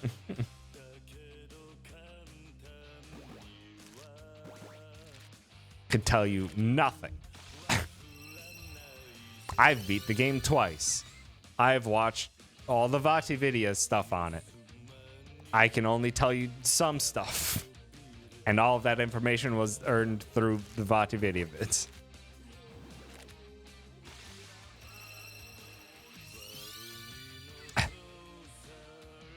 And to me, that's perfectly fine. To me, that's perfectly fine because that's not what drives me through a game like Elden Ring. I saw a big old open world that fucking surprised me freaking 100 hours into the game. I was still being surprised about the stuff that I was seeing. It's a fucking hell of an achievement.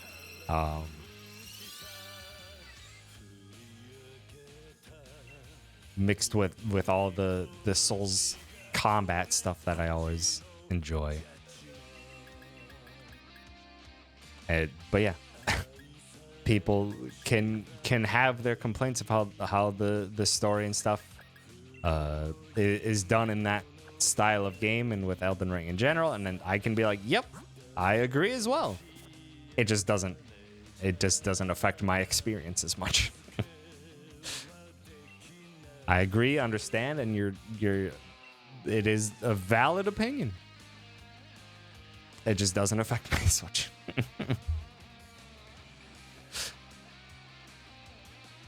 Sorry, I literally just said it was a valid opinion.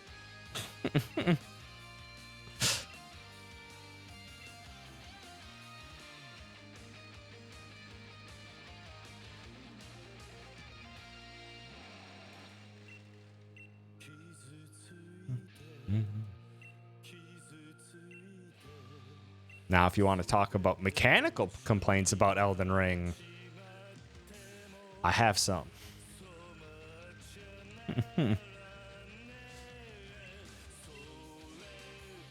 I have some, but a lot of my...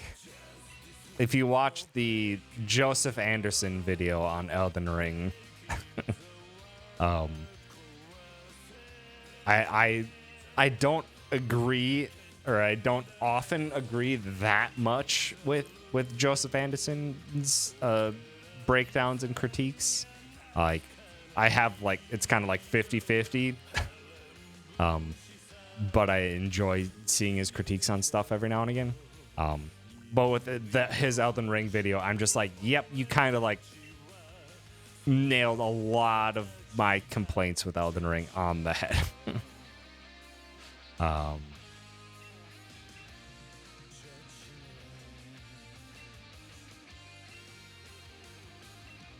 Where it is undeniably a masterpiece, that I have a lot of complaints. and those complaints are on a mechanical level.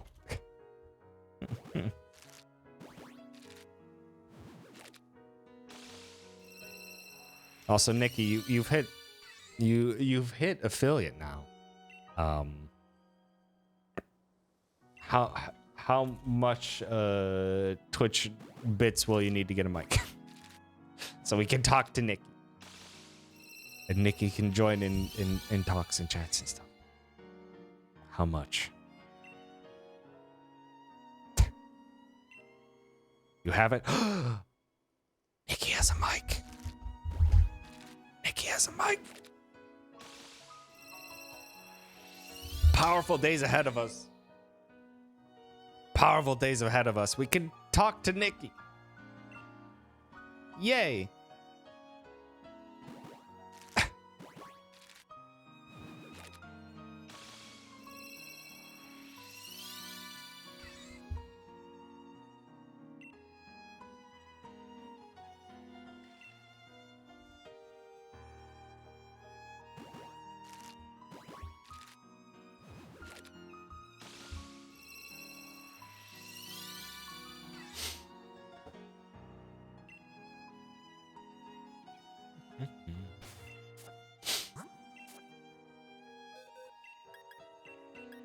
How you should start with it? As in... getting things set up and the audio to where you want, or just commentary wise?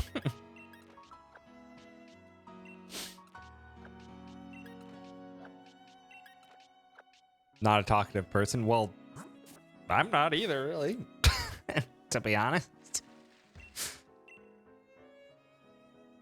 I'm a thing that hit me pretty close to home when watching season 4 of Castlevania is brought up a few times.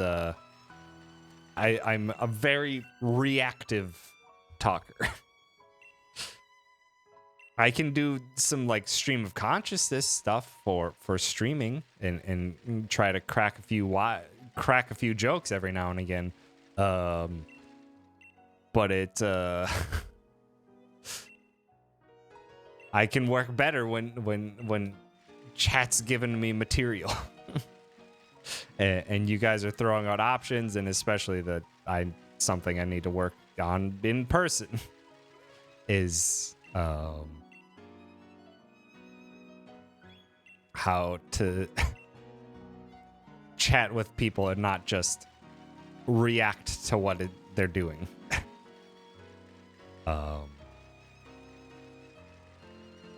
Is that interesting? Well, I mean, all you lovely people are here, and it's kind of what I've always done, so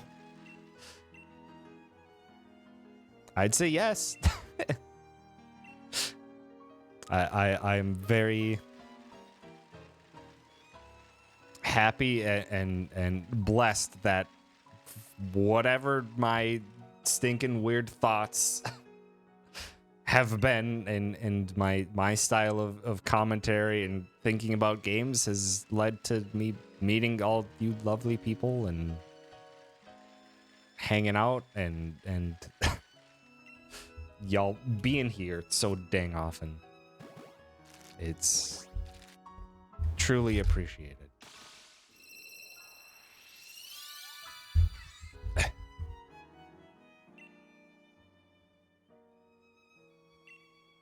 You don't just say hi and know you, though. That's fine.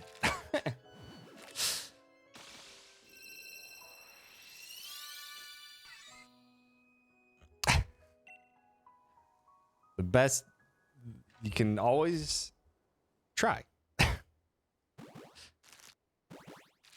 And I hope that you trust us enough that if you feel self-conscious of it, we can give you feedback. But I can guarantee you it will likely be, yeah, it was good.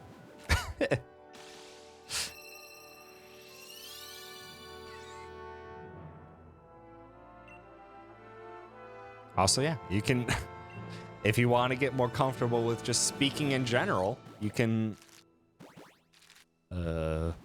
Calvi has the good idea.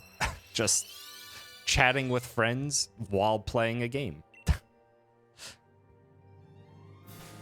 It's not too terribly different. for stream commentary and such. Swapping Chandelure again.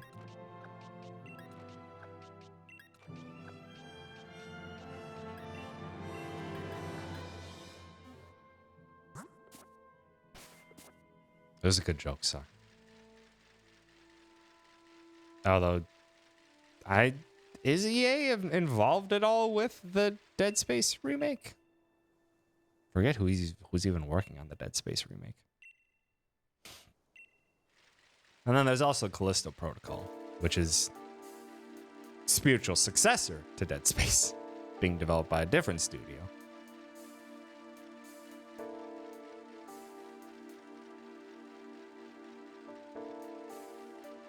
Nikki, you will be fine. Or you will be fine.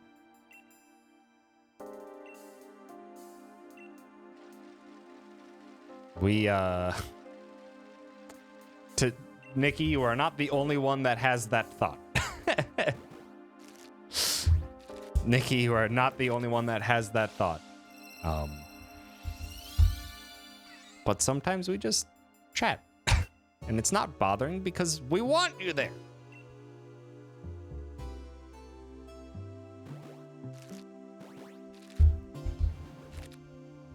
Gotta tell the brain to cease and go. Need to have the meme of yelling at the brain for stop being mean. Why is my... Hello? Oh, I hit number.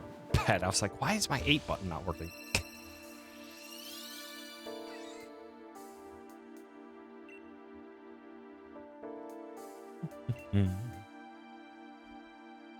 Second nice of the night. Come on. Show me the nice. Show me a nice Pichu for once. Damn it. Pichu! Would really appreciate it if you would be ashamed. Also, hi, Caddy. Also, Caddy, go to bed. God damn. It's late, sir. You're allowed to make tea for yourself if it's a sleepy time tea. If it's a sleepy time tea.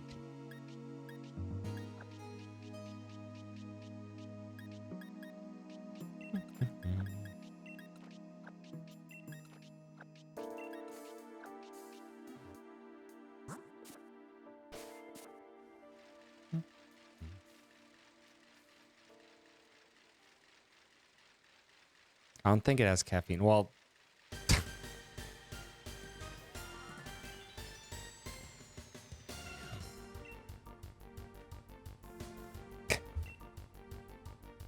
I don't know. Tea tends to make me sleepy in general for whatever reason now.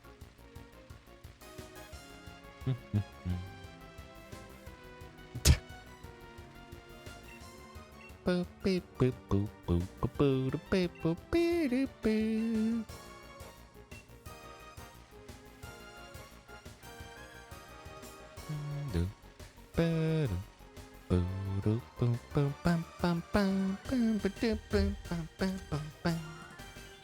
Oh, Wild Arms 2. Strange game you are. God damn it. You're not fantastic. PS1 JRPGs just have such a vibe to them.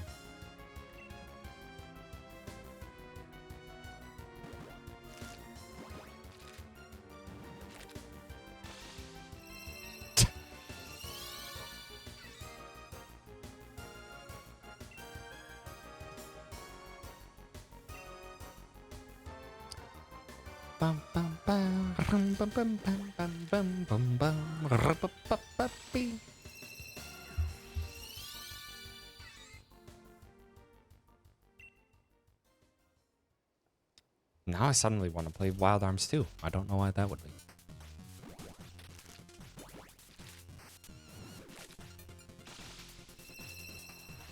Ah, Legendary Dragon. So much time. So much time I spent in Legend of Dragon growing up. It's one of the first JRPGs that I played.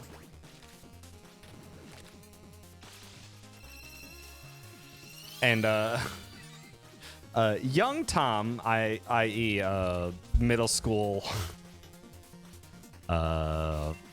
elementary school, middle school, and high school Tom. For JRPGs would absolutely grind the hell out of those games. Legend of Dragoon, I remember as soon as I got a new combo or edition, I think they're called editions in Legend of Dragoon, I would maximize their stat immediately. I would maximize it immediately.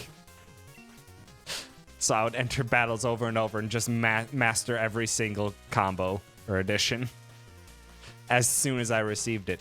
To the point where,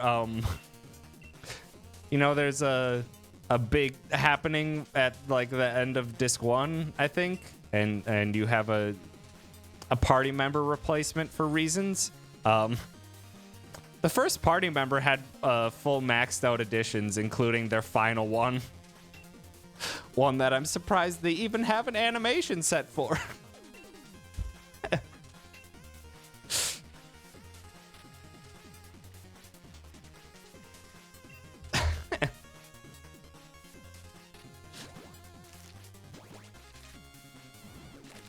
But yeah, I had that character's maxed out maxed out editions.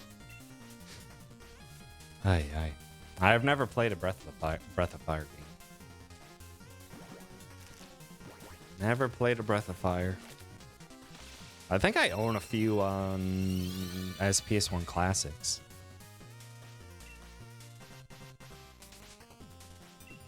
I think I do. Yeah, I'm pretty sure I own at least one as a PS1 classic. I just haven't played it.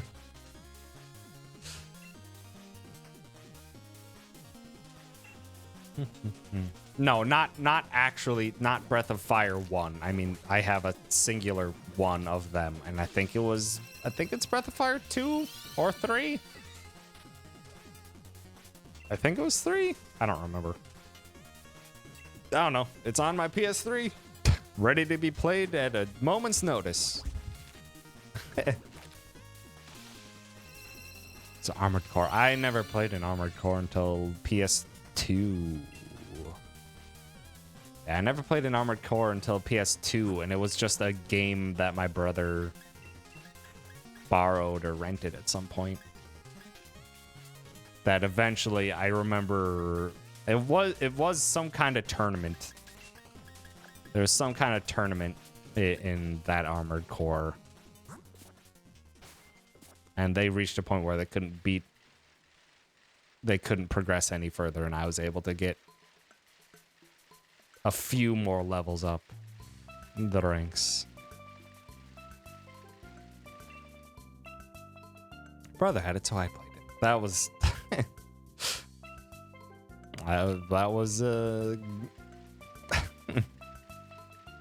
that was playing games growing up.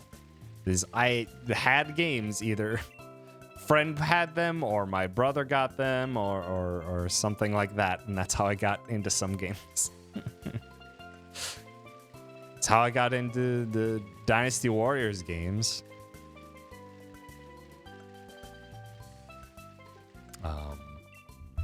Was just one of my middle school friends just decided to get. It was between Dynasty Warriors 3 and some other game. And he ended up getting Dynasty Warriors 3, and that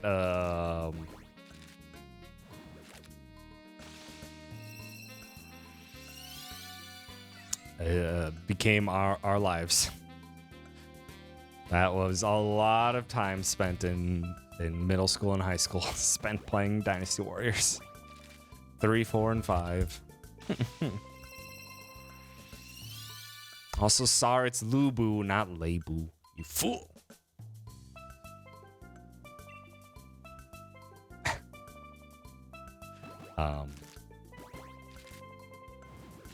I like Dynasty Warriors enough to. I actually read. I have the Romance of the Three Kingdoms, the stories that.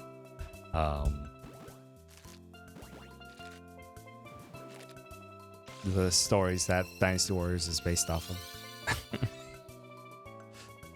It is very dry. It's a very dry read, but I enjoyed it.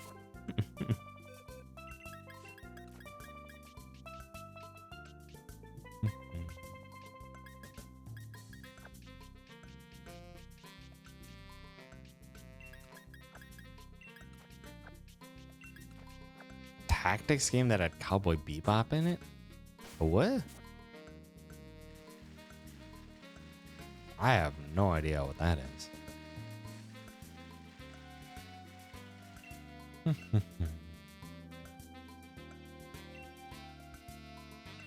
I also don't know what Greg is talking about.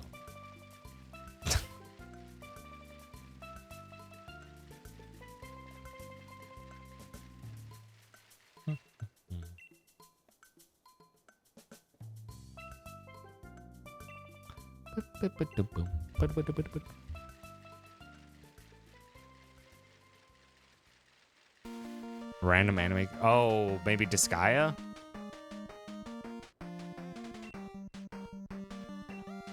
Disgaea would fit that bill to have random anime crossovers. I've never played a Disgaea game.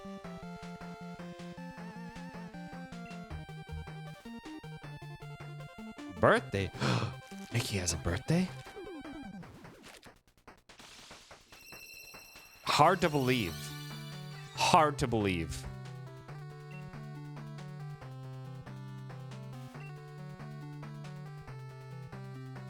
Same day as Sunbreak. Oh, damn. Nikki's gonna be hunting monsters on her birthday. Hell yeah. I probably won't pick up Sunbreak. Monster Hunter Rise had its moment for me, and I'm glad I spent my time in it.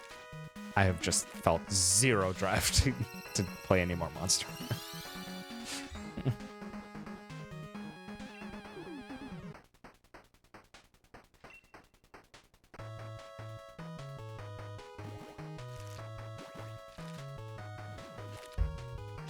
Also, I'm gonna have to go to the bathroom after this next shiny hatch.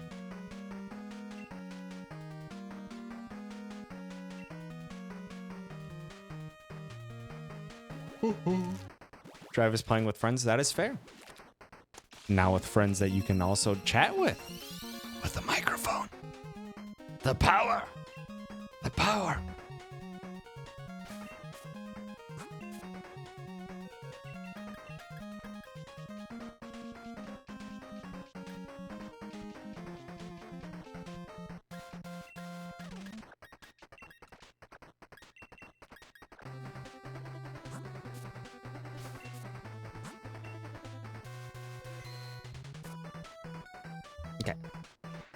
I'm gonna go to the bathroom. Let's give you a good tune. Hold on. It's not.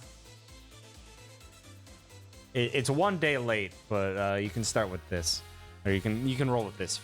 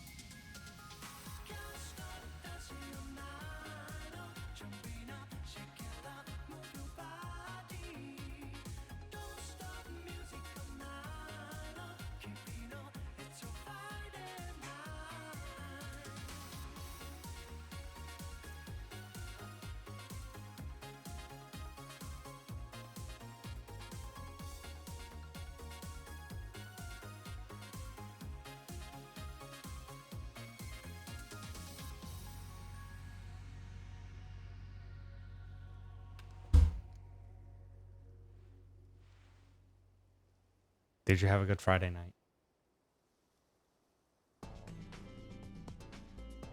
Did you have a good Friday night?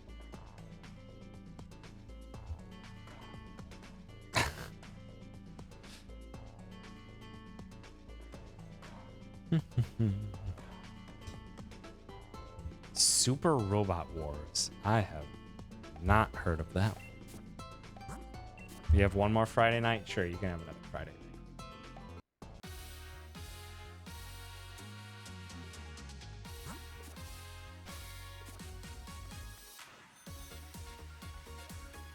Song is so fucking good. The song's so good. God damn it. Literally can listen to it hours on repeat. It's so good.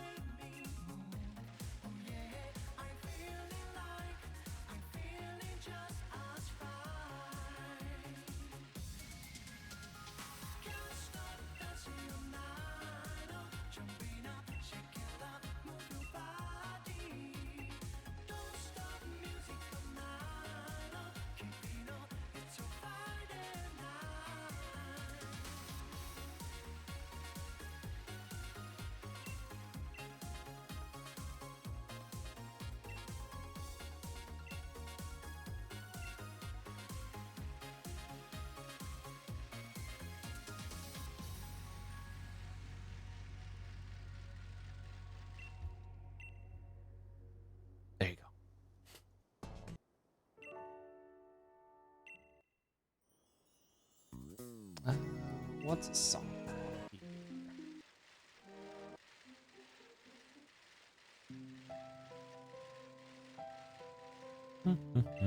Yes, the Pichu is for Queen.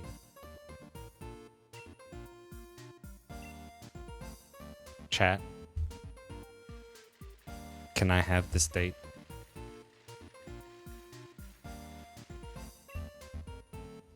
How are your dating levels feeling right now, chat?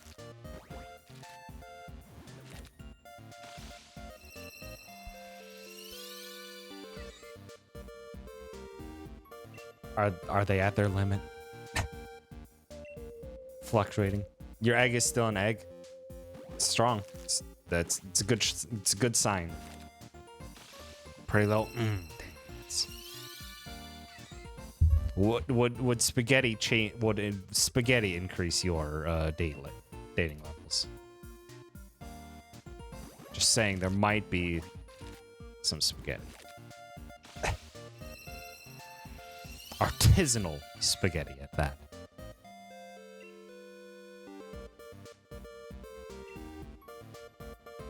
Fried rice so it balances out sad rice. Nice.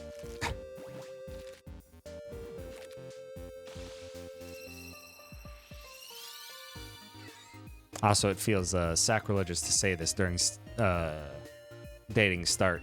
I'm not a fan of most pasta. The more I've had various pasta things, I'm like, the pasta's not really adding shit.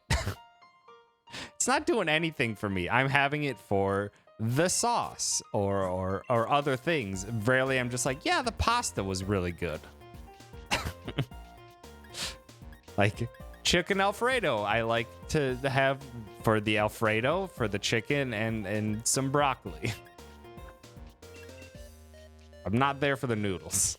The noodles are just filler. Filler that just doesn't do anything for me.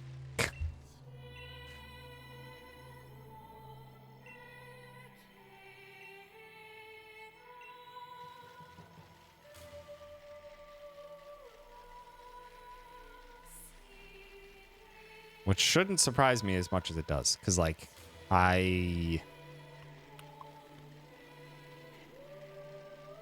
even growing up, I remember spaghetti was one of the normal meals that we would have growing up. Have it like once every other week or so. And I remember just being like, yeah, it's fine. I feel incredibly unsatisfied by this meal. It tastes fine. It's just unfilling no matter how much I eat. Howdy, big kid. Thanks for stopping by. Might be having a little bit of a shiny hunt. Just a little.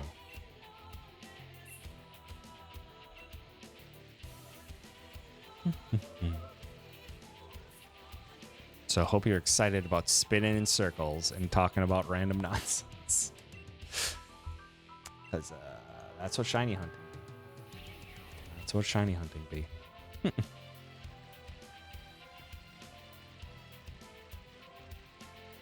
That is untrue, Greg. It's very much a shiny hunt, even if you don't get a shiny. Feel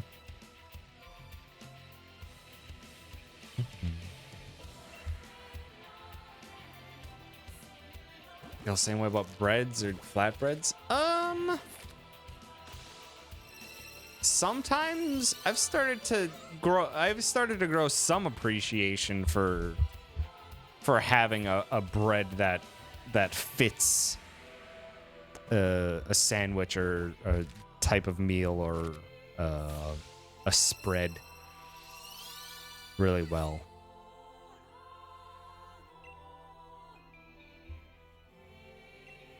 Although I don't actively pursue them that much, I've started to grow appreciation for it. Not enough time for them to do it. Do it up.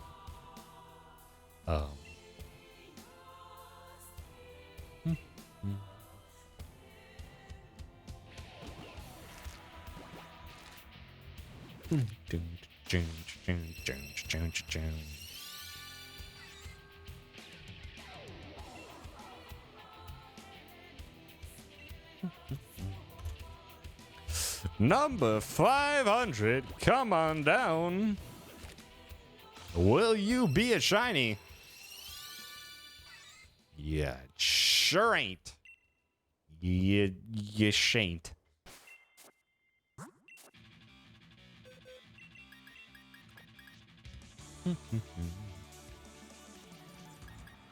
Into the fire with you, Pichu. Along with you and your 500 closest relatives. In H to you as well. The fire's self-love? Well, the fire's died out then. Self-love is gone. Self-love was gone as of like a week and a half ago. You had it for 3 full months. You can have it back if you donate a lot to charity at some point. But the Pokemon, don't worry about the Pokemon self-love. It's fine. Pride self-love, you can have Nat make one. I'm not gonna use it. I'm not gonna use it unless it's the same charity thing, but you can have Nat make one.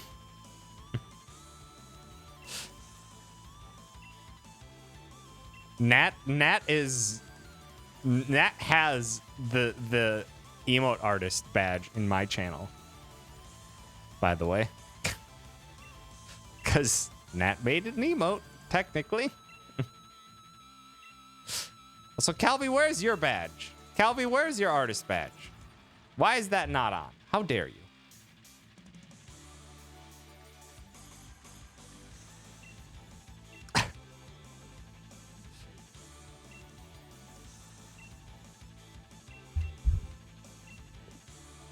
Train was blocking it. Ah, there we go. Looks good on you, Calvin. Sometimes you just want to train.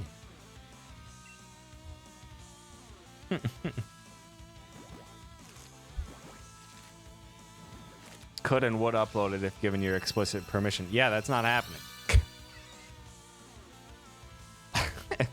Nat made the emote, and Nat put it as an emote on his channel at one point in time, and I kindly asked him to take it down.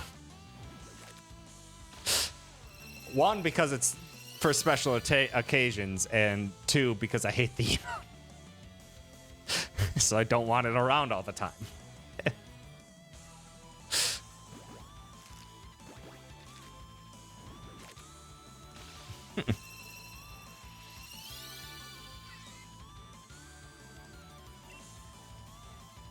Had it blocked in your channel. Yeah, I think Karnas told me that.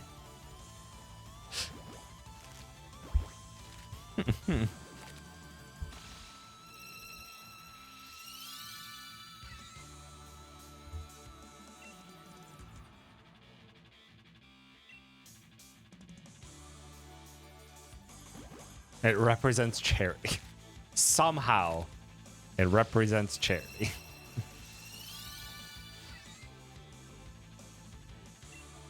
Strange times we live in.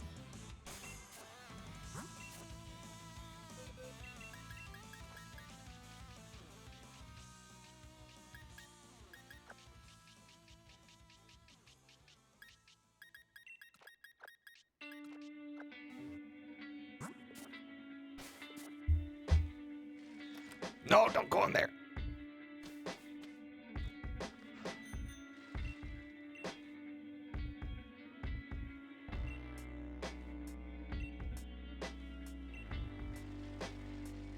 Caddy, you can make your own self-love.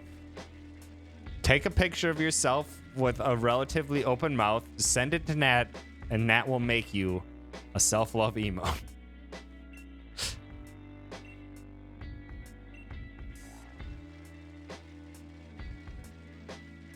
And you can curse all of your chat with it.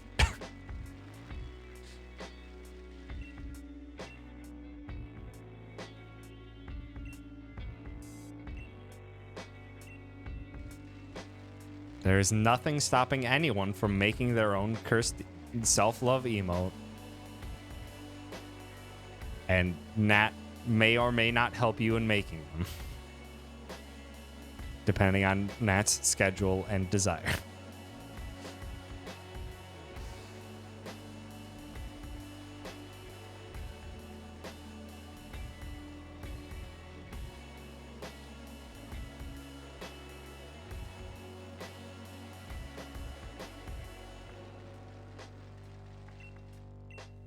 Is that an unknown F with a palm hand?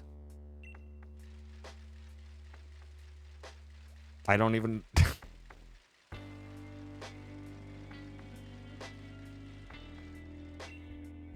Apom unknown fusion. Neat. It's fine. Boom, boom, boom, boom, boom, boom, boom, boom, boom, boom, boom, boom, boom, boom, boom, boom, boom, boom,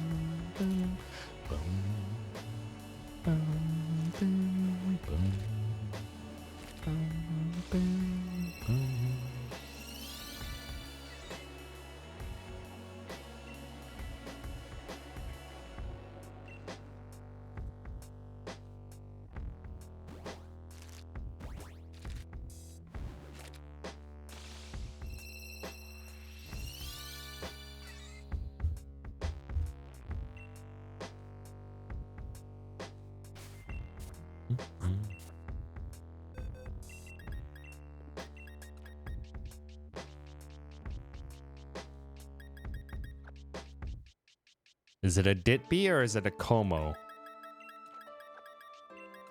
Or Compto?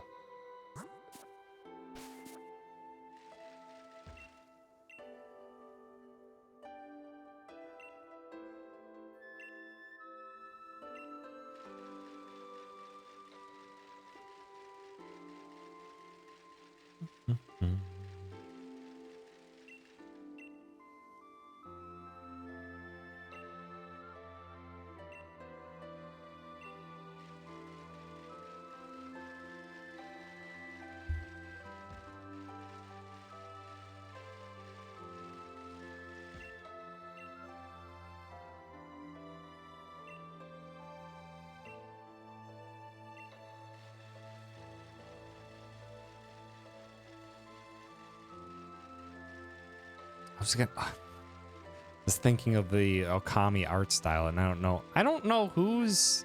Someone on my Twitter timeline is retweeting it a bunch. Either it's a game dev project or it's just someone showing off, but someone's shown footage of likely a fan-developed game, Pokemon game, with the art style of like the box art of Pokemon. And it looks dope.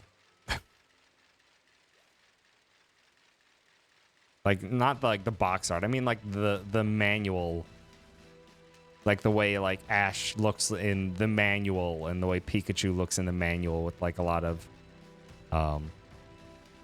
sparse coloring and interesting shading.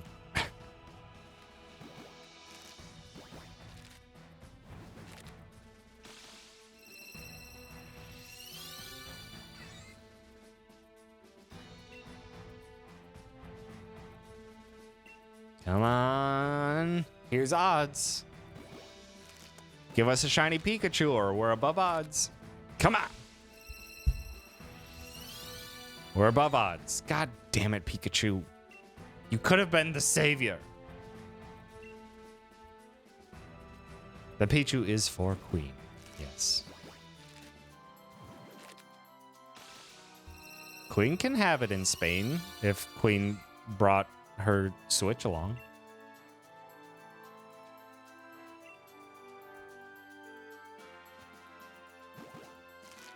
I miss Queen too. Miss Queen every day, Gordon.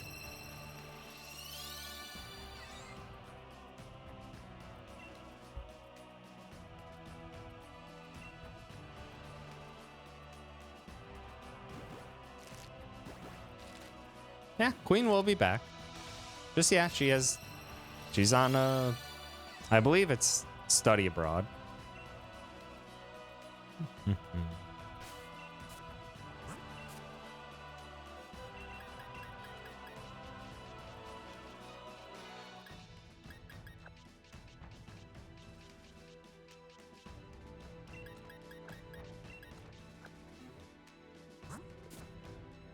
Make what? What did I say? Something to Queen. I don't know what I said. So howdy to you. Thanks for stopping by. We are, in fact, doing a bit of a hunting of shiny. Caddy, it doesn't take money to get from the Netherlands to Spain. Pshaw. Quote from the Sonic Phantom. I miss my wife, Tails.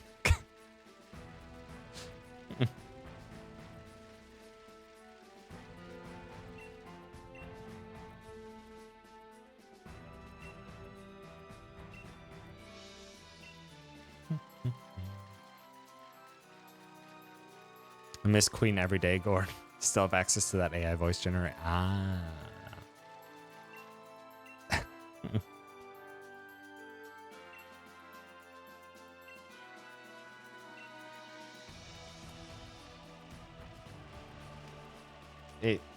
What? I'm assuming the toucans that means because they're right next to each other on the keyboard. It's the first time I've seen that comparison. A placement of things on a keyboard. I think I didn't look at the keyboard before I said that. I've never seen someone describe closeness of things as distance from characters on a keyboard. It's a first for me.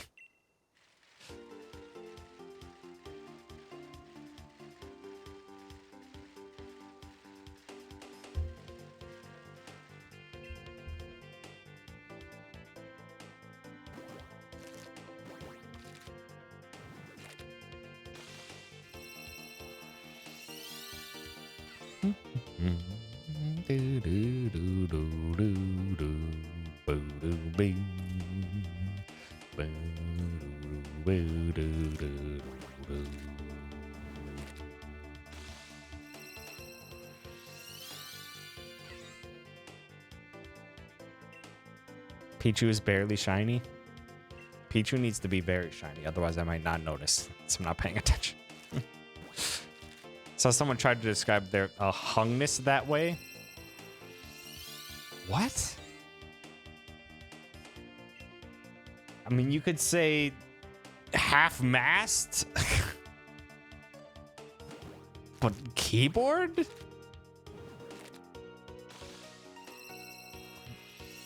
Sure, fine. They should clean their keyboard in that case.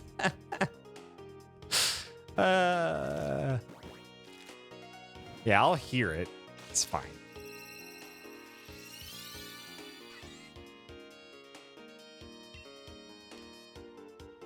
But did not realize that A and Z are right next to each other. So they said it. And then completely had no idea what they said. Basically. Just 2006 things.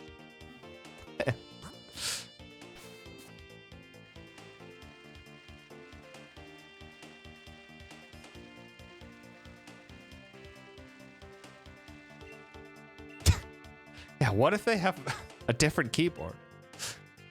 Not a QWERTY, but yeah, Dvorak keyboard.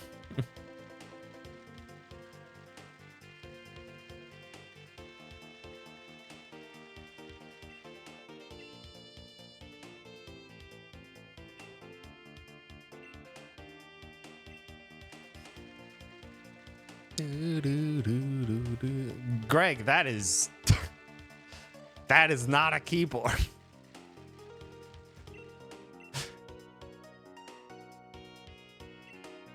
I'm assuming you know what that word means.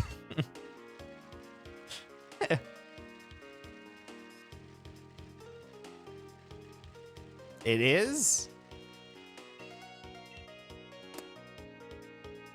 Okay, it's just very close to a certain Japanese word that means other things.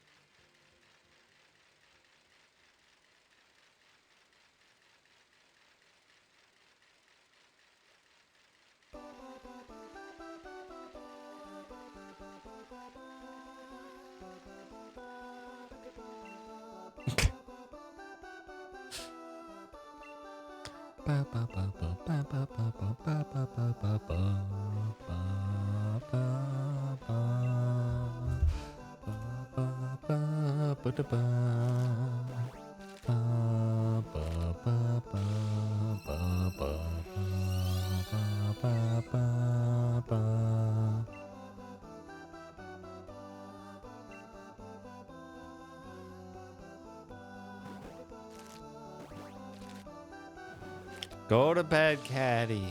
Get good sleeps.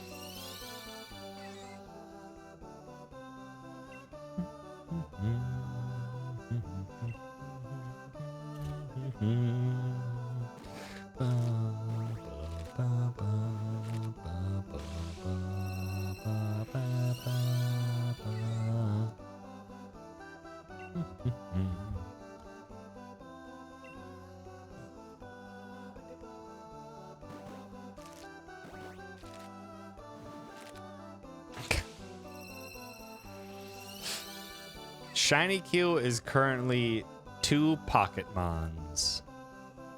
A Pichu for Queen and a Rookidee for Arrow at the moment. And that has been the case for a few months now. I've made 0 progress.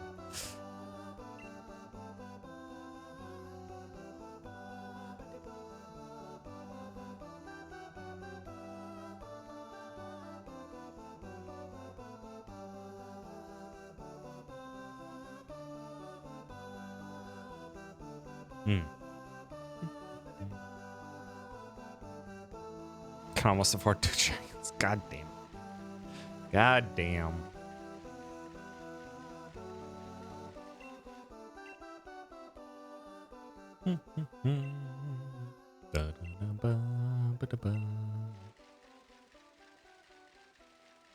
No, Mareep is not in Sword and Shield.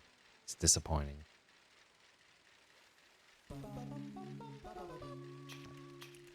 Could have had Mareeps mixed in with Wooloos.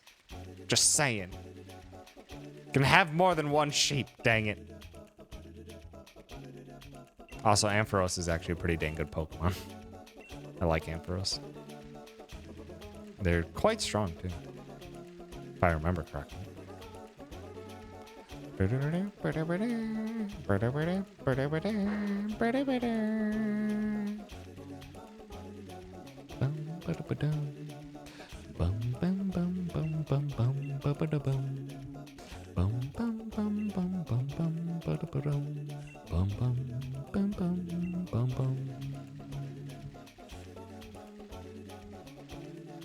Like Gardevoir, but electric. Pretty much.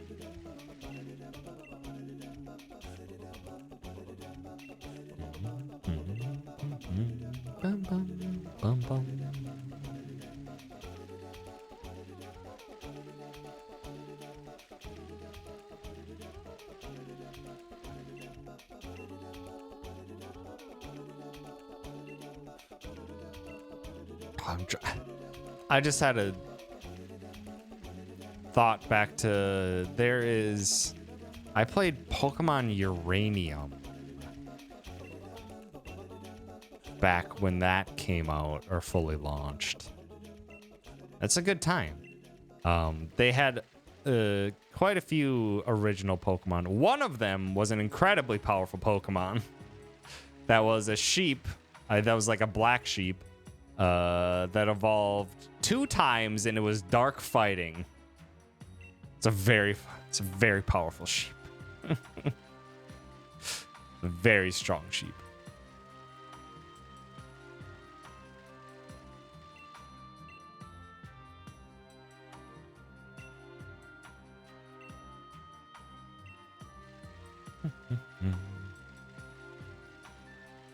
You count on that sheep to knock you out.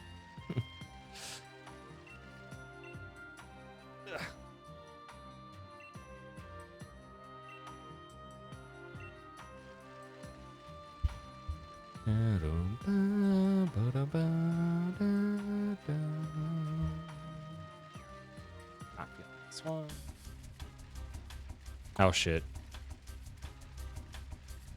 Oh shit. We're getting dicey.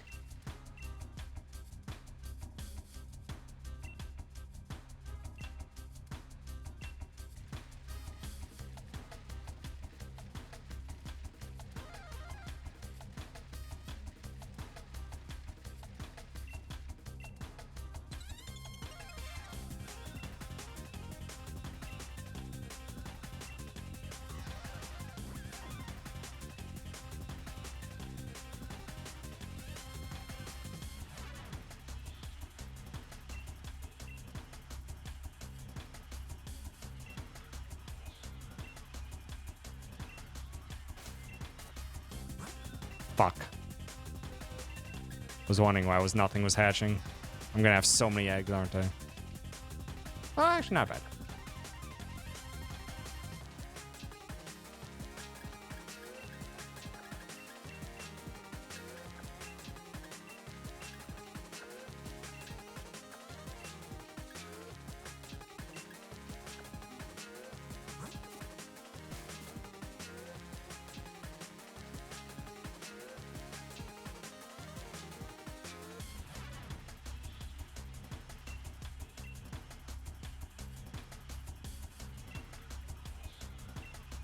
Damn it, Chipsel.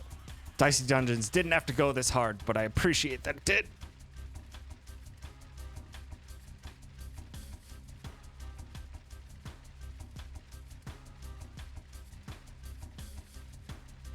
God damn it, Dicey Dungeons is such a fantastic game. So damn good. If you haven't played Dicey Dungeons, play Dicey Dungeons. It's so much fun.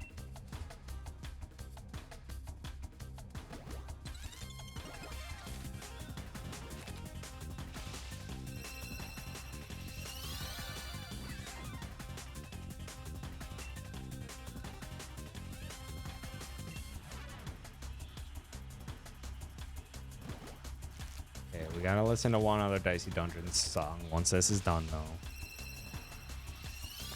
Even bought it twice. Hell yeah.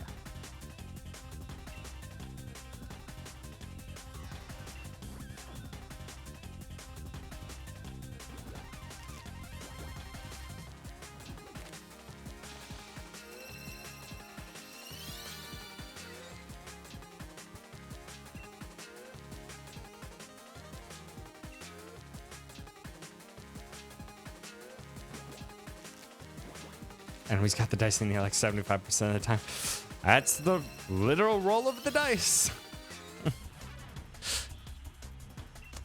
Planning your strats is tough and also can not work out if the dice don't fall in your favor.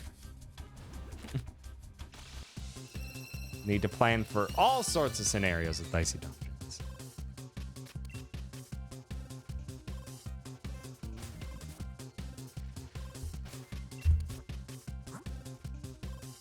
You say they're dicey? Mayhaps. It will work. Sorry, it's 10:30, 9:30 for you on a Saturday. They better be paying you overtime.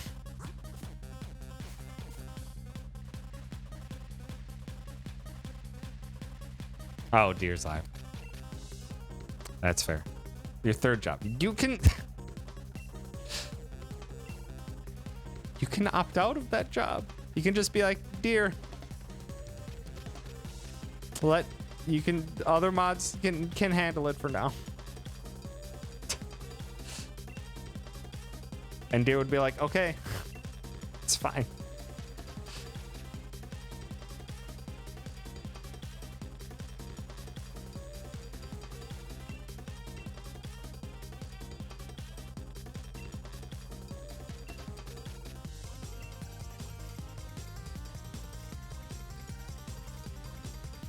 Lurking sometimes for my mod chips. It's a part of why I don't have mods. All right, I have like, I took away Deer's sword now that Deer has the artist badge. I'm pretty sure the only one who's actually a mod here is like Spooky. I'm pretty sure it's just Spooky.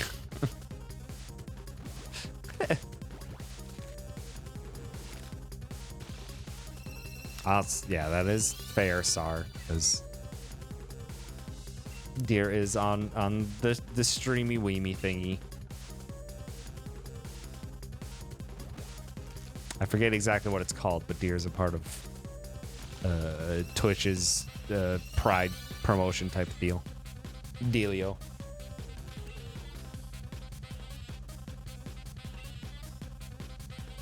Deer needs a mod for themselves this month. Yeah. Yeah. I was also being a little sassy with some of my commentary yesterday. It's fine. It's fine. I only implied things, and then Deer just said cunt at some point.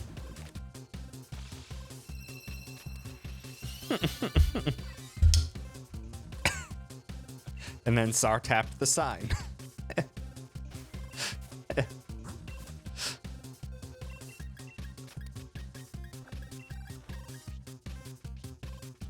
The sign that is the PG-13 command.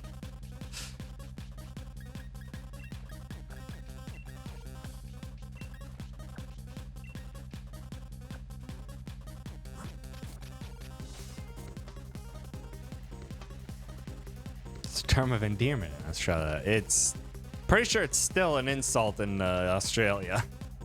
It's just a common insult there. Not so much here. It's a very sharp word. It's a very sharp word. Cuts through to the core.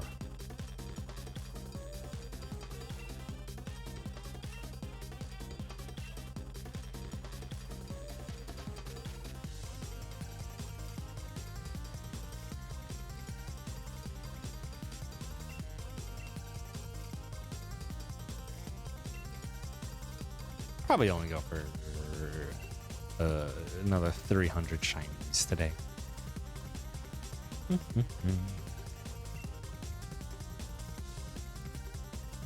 So we'll get to 600. Probably call it there. I don't have it in me for the streams of 500 shinies in a single stream anymore. Also, I've been very tired this week. Not really sure why. So honestly, I've slept relatively decent. I was just relatively tired. Actually, no, I slept terribly on Sunday night last week. I remember that because Monday at work, I was so fucking tired. And I've been some level of tired ever since the whole week.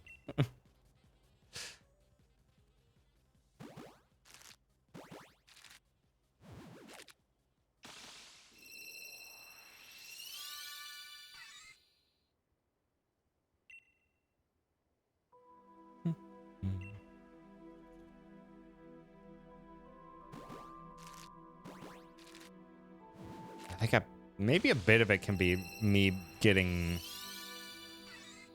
more used to glasses again. because I finally got my glasses back. I went and saw the eye doctor. Said, hey, your LASIK is still holding up well as expected. Still have good vision. But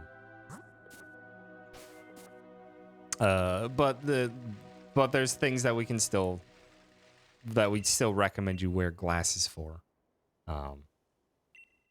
So I gave them my frames for my non-prescription glasses, and now they're prescription glasses. Yay! So they've got blue light filter for staring at screens for forever.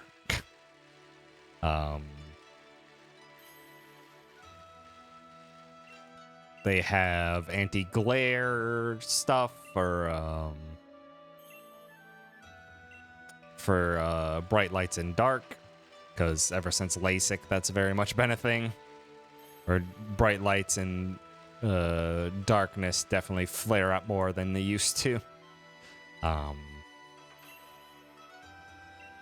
Definitely has made nighttime driving more difficult, but now that shouldn't be so much of a problem.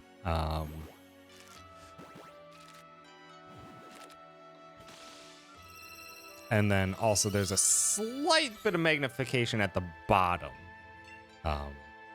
I guess they found something there. So there's a small, it is very slight magnification towards the bottom of my lenses.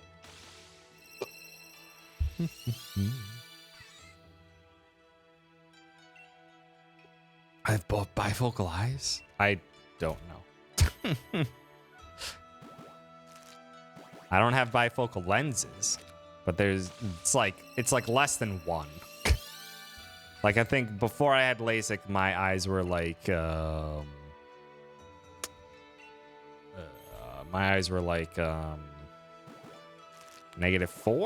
I want to say, or something like that. I think it was like 0.5 or something, and it's like only towards the bottom. But yeah, so I'm getting back into the swing of wearing contact or having my glasses on much more often. Which because back when I used to wear contacts, when I had glasses on, that meant it was time for bed. So I think my brain still has that wiring in it.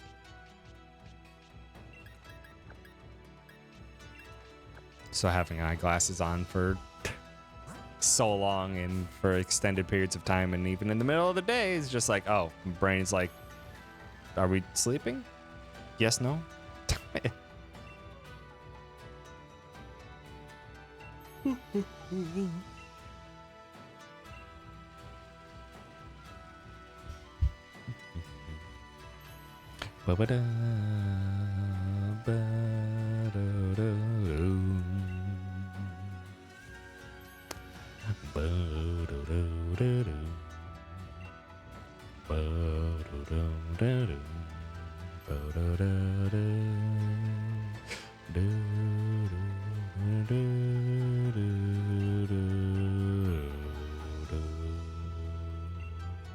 God damn it, Okami.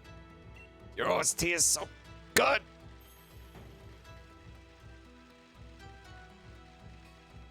So good.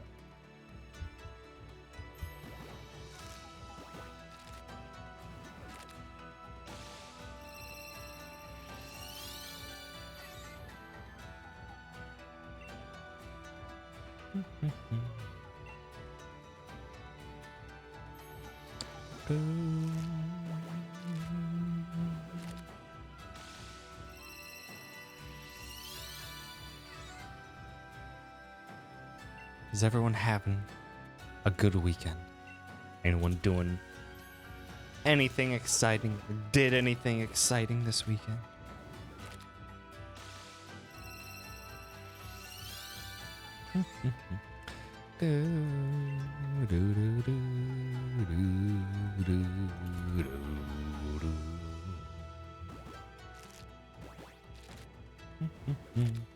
Watch the IGN Expo. Or there anything outstanding there? Got back from a cookout today with friends. I met a lot of their other friends. Very good day. Nice. Sounds like a lot of fun. I haven't done a cookout or like a barbecue or anything like that in so damn long. Planned a bachelor party. Hot damn. That sounds like a heck of a time, Toucan. You were actually the coordinator. Are you the best man? Or best bird? I guess.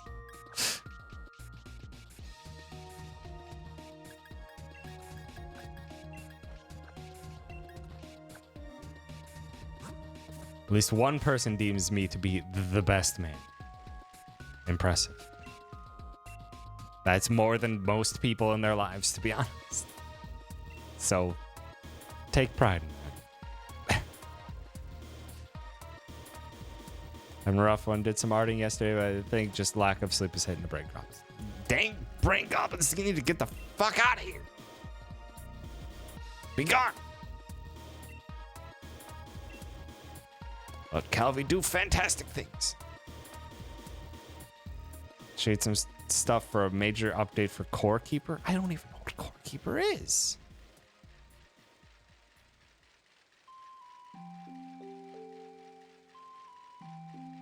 What is Core Keeper?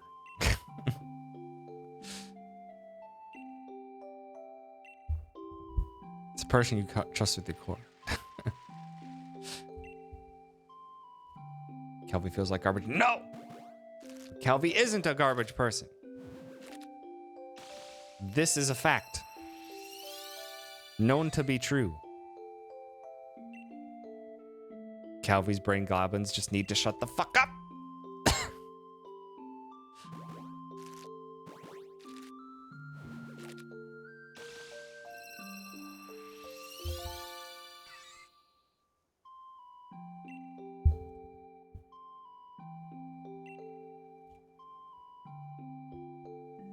Calls the Goblin Slayer the from the anime?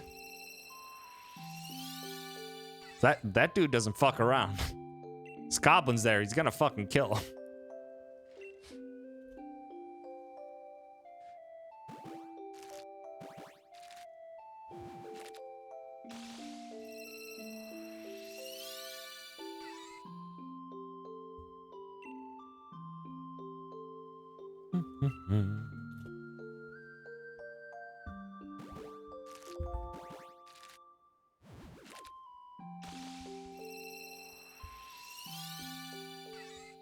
Come on, Pichu.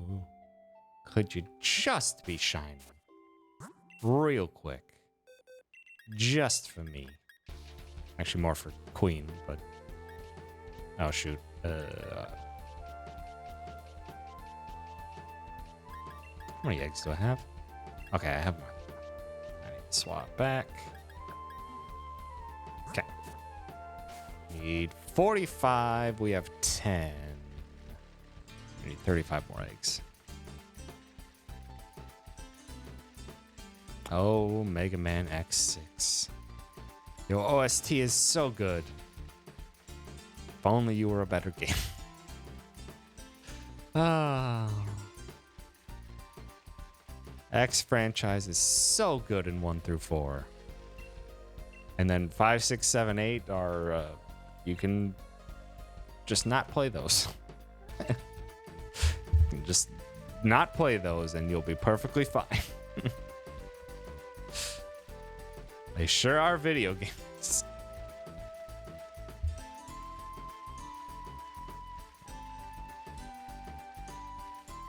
It is a very downward sliding scale after 4. 5 is okay. 6 is fine. 7 is incredibly boring. And 8 I hated enough to not finish it, so...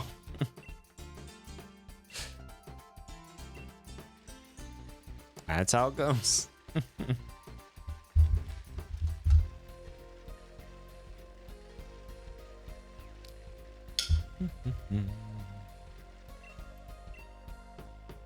Jump to the Mega Man Zero game. And I don't think I ever finished a Mega Man Zero game.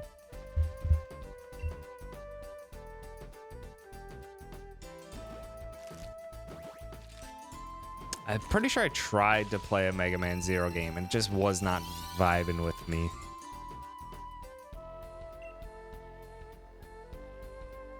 Just wasn't giving me what I was looking for. But to be honest, what I was looking for was Mega Man X. And Mega Man Zero is not Mega Man X. It is its own thing. And just not my thing.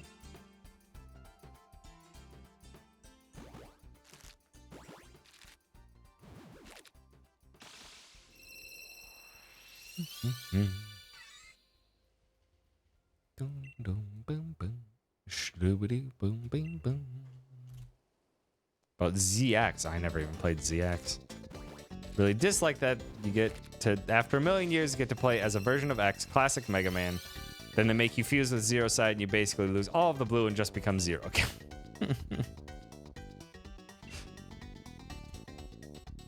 That's why the Z comes before X. You have your taste of X, but Z comes first. That's why Mega Man X4 works out so well. So you can play as Zero or X, and they play completely differently, and it's great.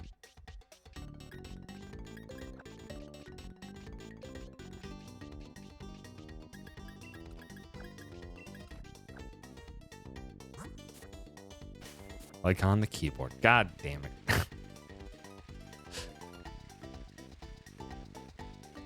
You're right.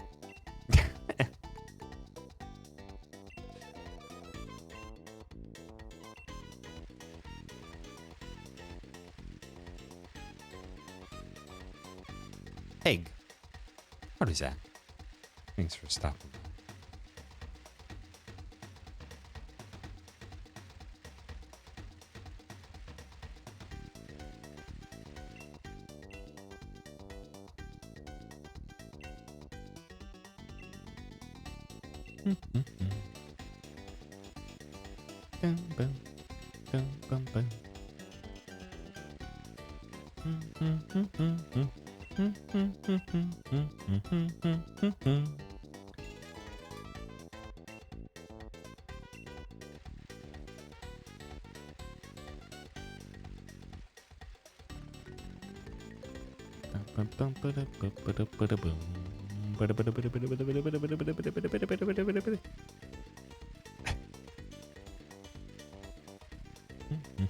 I've had a really strong urge lately to play instruments. Part of me wants to play some trumpet again, but I have my trumpet. It really needs to go in and get a full cleaning because it's not been maintained. It's just been sitting in its case forever. It needs a cleaning really badly, and then I need to get a mute because I'm not going to be able to play it here in an apartment. Or I can get back to learning the piano. I haven't tried progressing in the ways of the piano since 2.5 years ago. Something like that. I do really want to learn it.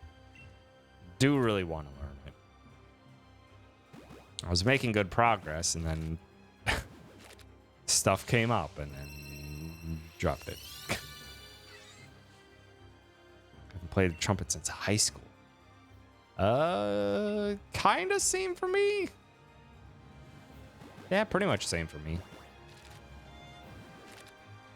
So I played a little bit of tuba in college, but I wasn't really a fan of my college's music program, so I dropped it after freshman year. I was playing tuba. Time to get a guitar, or rent a guitar, or borrow a guitar from someone. The cheapest option. Just start plucking away. Easy. Learn Learn the easiest beginning to a song ever. Nothing Else Matters by Metallica. The intro to that song is no frets.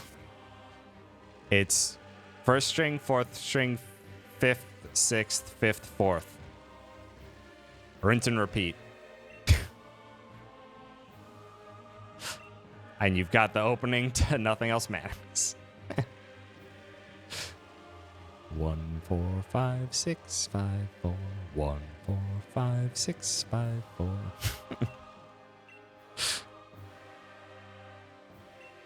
MIDI guitar, the James stick. I have no idea what that looks like. But sounds neat.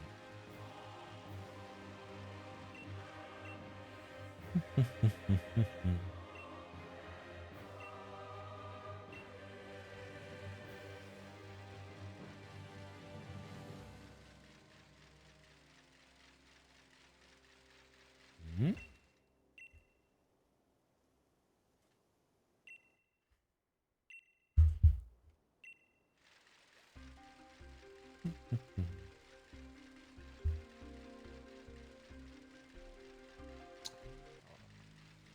It.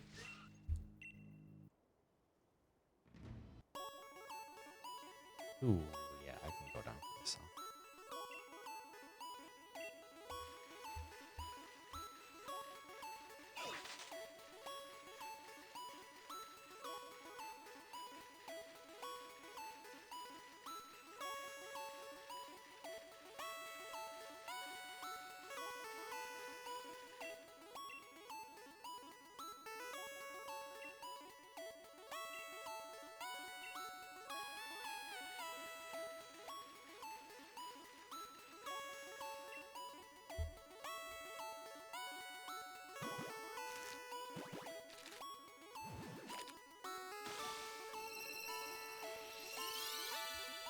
Game Boy version this artist did of their own song is very good.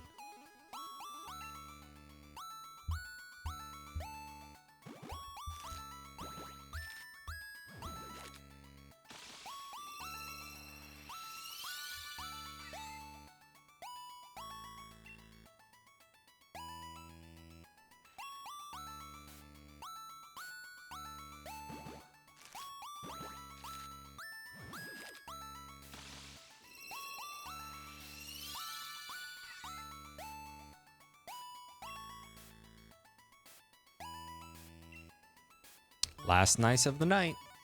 Come on, Pichu. Come on.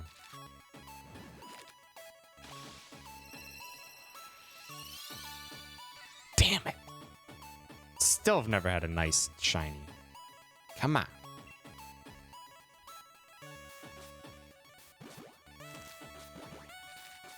I forgot that there was a ZX collection.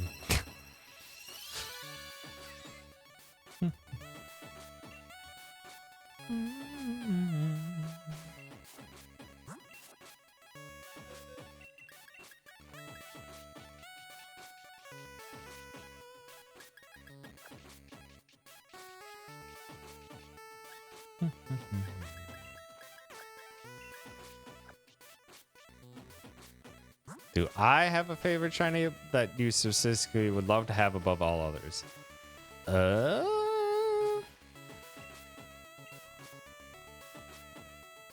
Umbreon's shiny is very nice.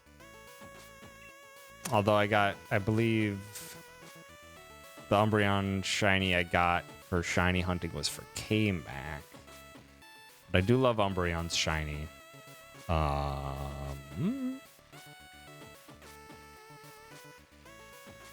Vikavolt shiny is dope. I have Metagross's shiny, which is also dope.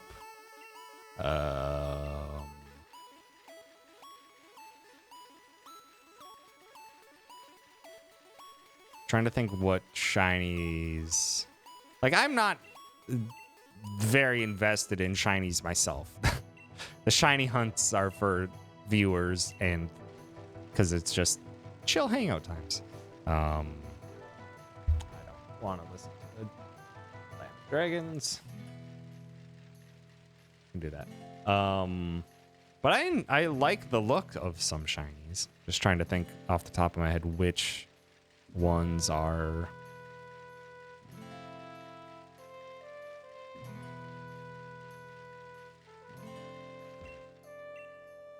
ones that I really like. Hone Edge. Hone Edge is great. Very edgelord, making a sword now black and red, but I do love it.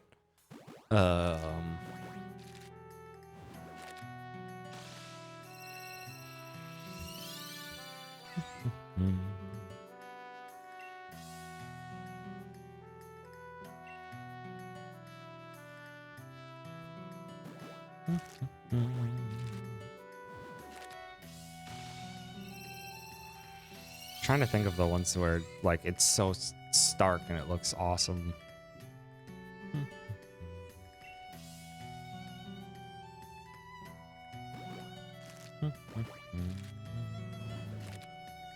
Gigantamax shiny Charizard. I was playing it on my TV at like 2 a.m. and the volume was deafening when it roared. Yeah, the Gigantamax cries are powerful.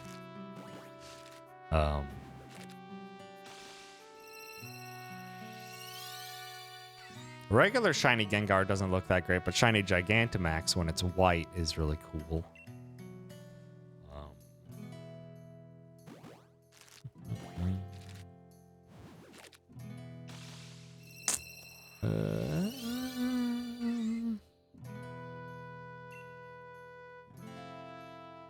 Yeah, I'm really. So the main ones that come to my mind for shinies that I think are really neat.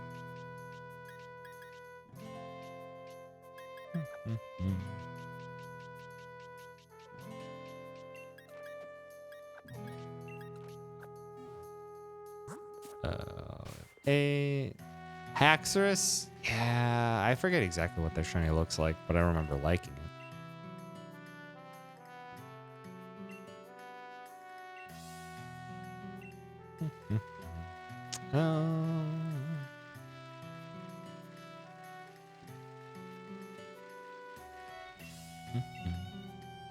Black with red blade ducks.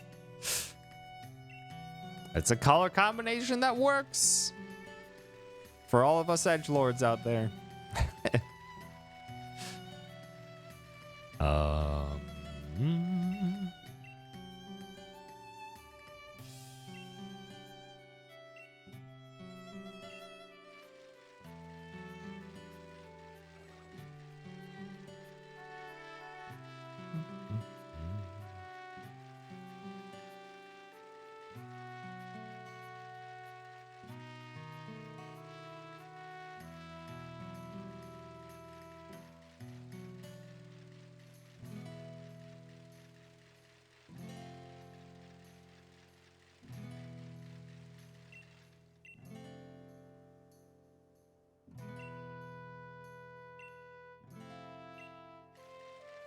Yeah, it's kind of all the ones that I can think of off the top of my head where I'm just like, yes, love this shiny.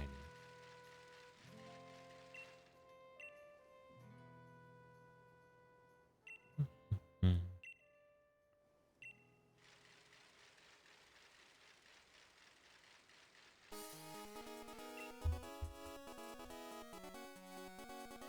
mean, shiny Ponyta is great.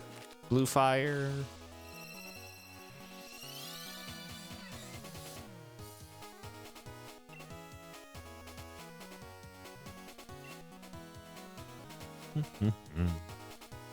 Shiny Gardevoir is pretty great.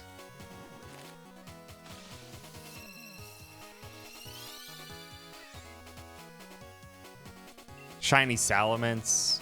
Shiny Salamence having the white coloring is very good. Yeah.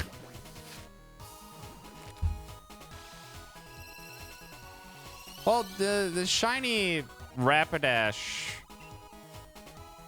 I believe even when they gave it color for the first time, was not as rich of a blue. It's more like a purpley, grayish type flame. which is not as cool as the blue that Ponyta has.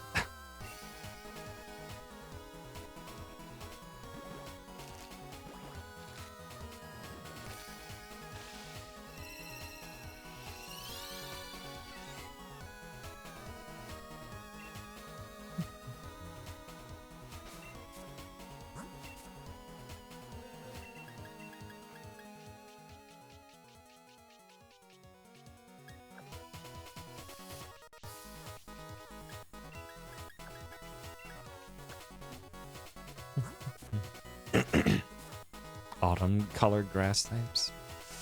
I don't think I've ever seen Breloom's shiny. Yellowish and red.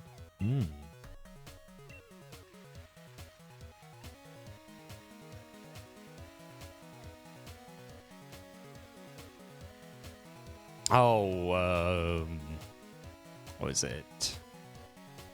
Pheromosa's shiny is really dope. Instead of it being an all white black bug, she gets like black dress coloring scheme. It's really cool. The Tapus have neat shinies. I like that their color scheme turns mostly black when they're shinies.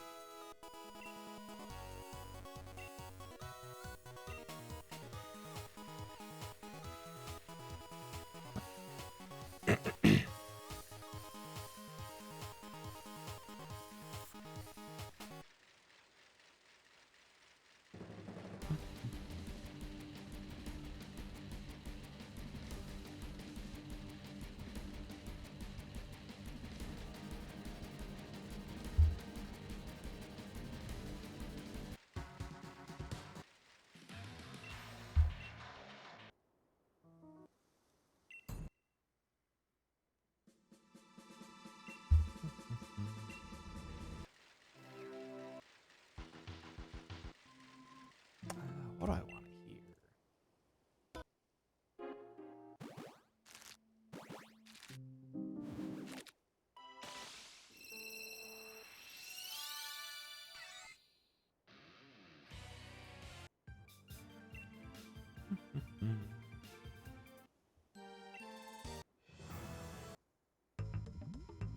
Okay, well, there's that problem solved.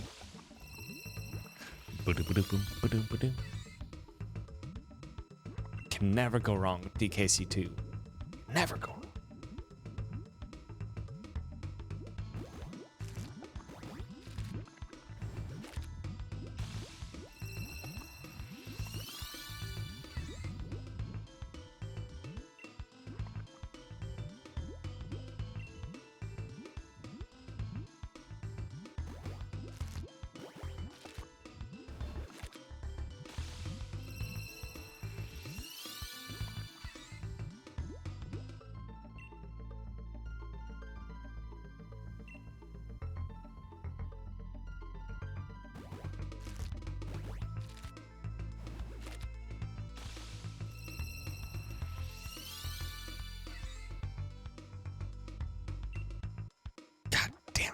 Wise.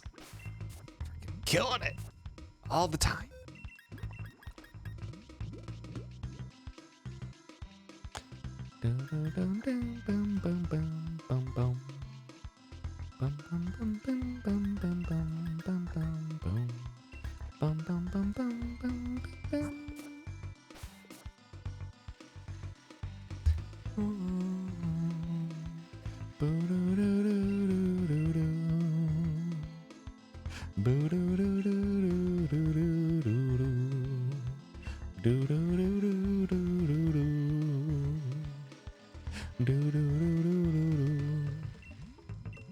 It's so good. I was so DKC 2 themes with the completionist episode since I don't think I played it. Forget what's the... Oh yeah, because I remember Gerard uses a lot of those sound effects and jingles and stuff. Isn't that the game where if Gerard ever completes it for completionist, that means the completionist is over? I forget what game that is. I think it's DKC2.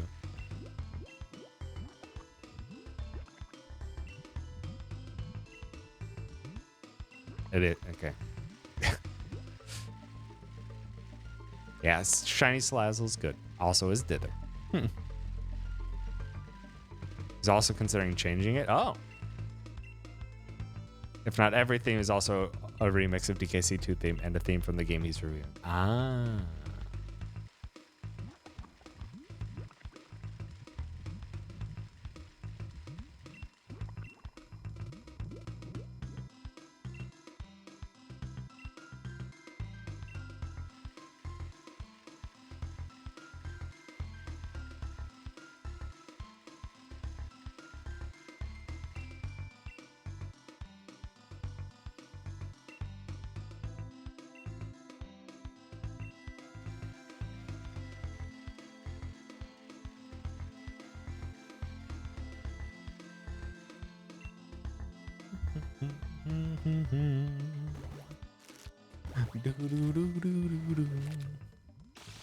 I didn't like that the shiny Galarian birds were just color schemes of the Kanto originals. It's like, oh.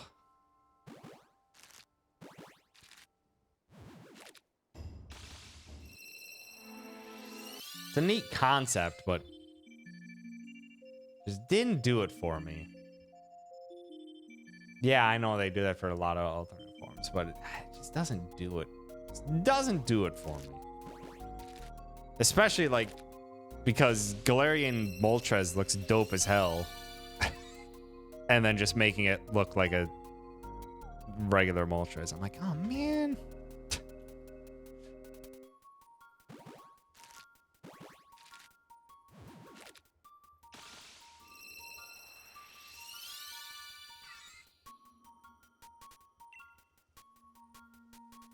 Shiny Galarian Zangoose.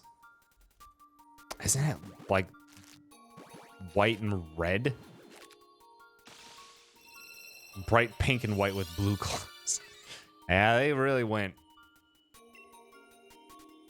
hard there.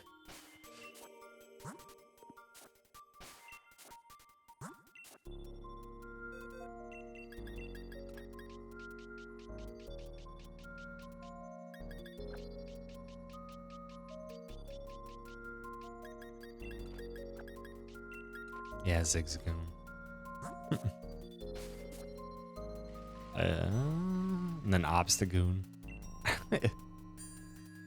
Yeah, Zagoon. Yeah, not Zangoose. Zangoose is a different Pokemon.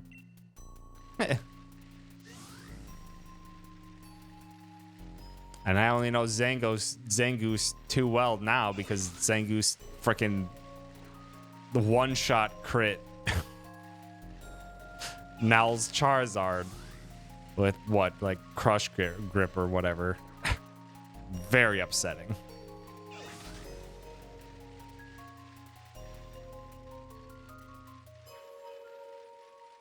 Fuck you, Zangoose.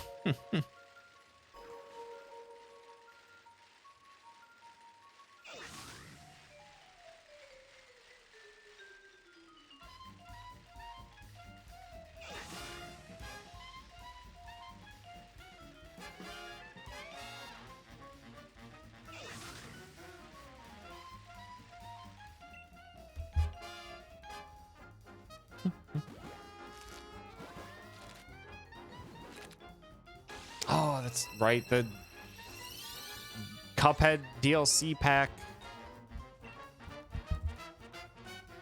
Soon. It's like within a couple months. I think sometime in July. Cuphead DLC comes out. It's exciting. Really want to play that.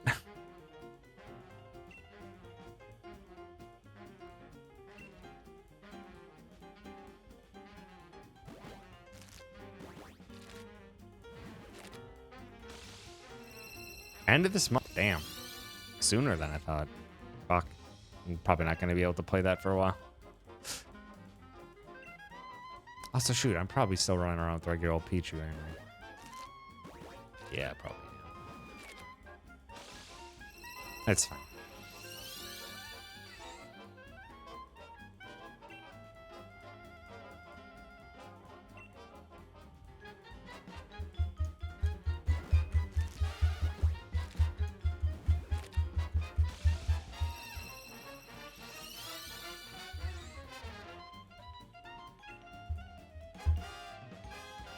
Last batch.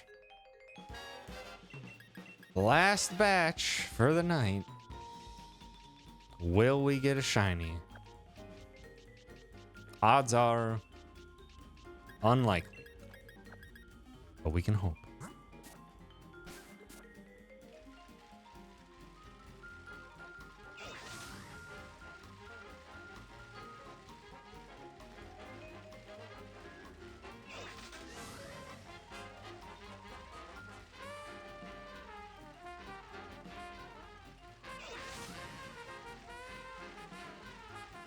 Two days until the new PS Plus releases if they hit their target. I don't really care about the new PS Plus. I'm just not using that for that type of service. And I don't really use that type of service.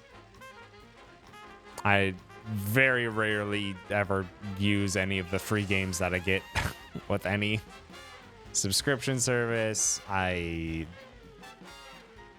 It's just not for me. If I want to play a game, I typically will just kind of at this point just buy it when I'm ready to play it. At this point. Very odd purchase behavior, but it works for me.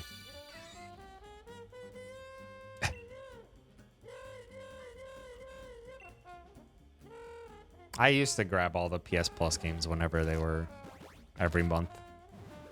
But now I have so many PlayStation Plus games in my library that I've never touched and will never touch. If I did not have the monetary income to play games the way I do, I get it.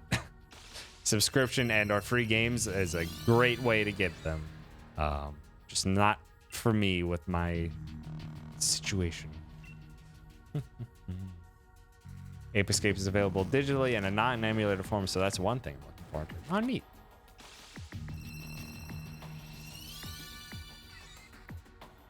Last one. Last Pichu, it's your chance. It's your chance for this dance. Will you be it? Will you be it?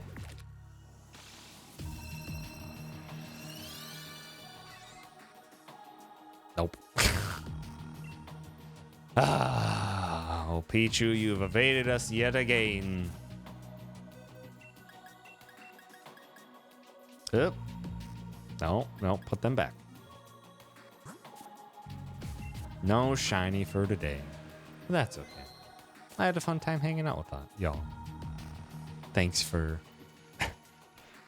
hanging out, listening to my rambles and such.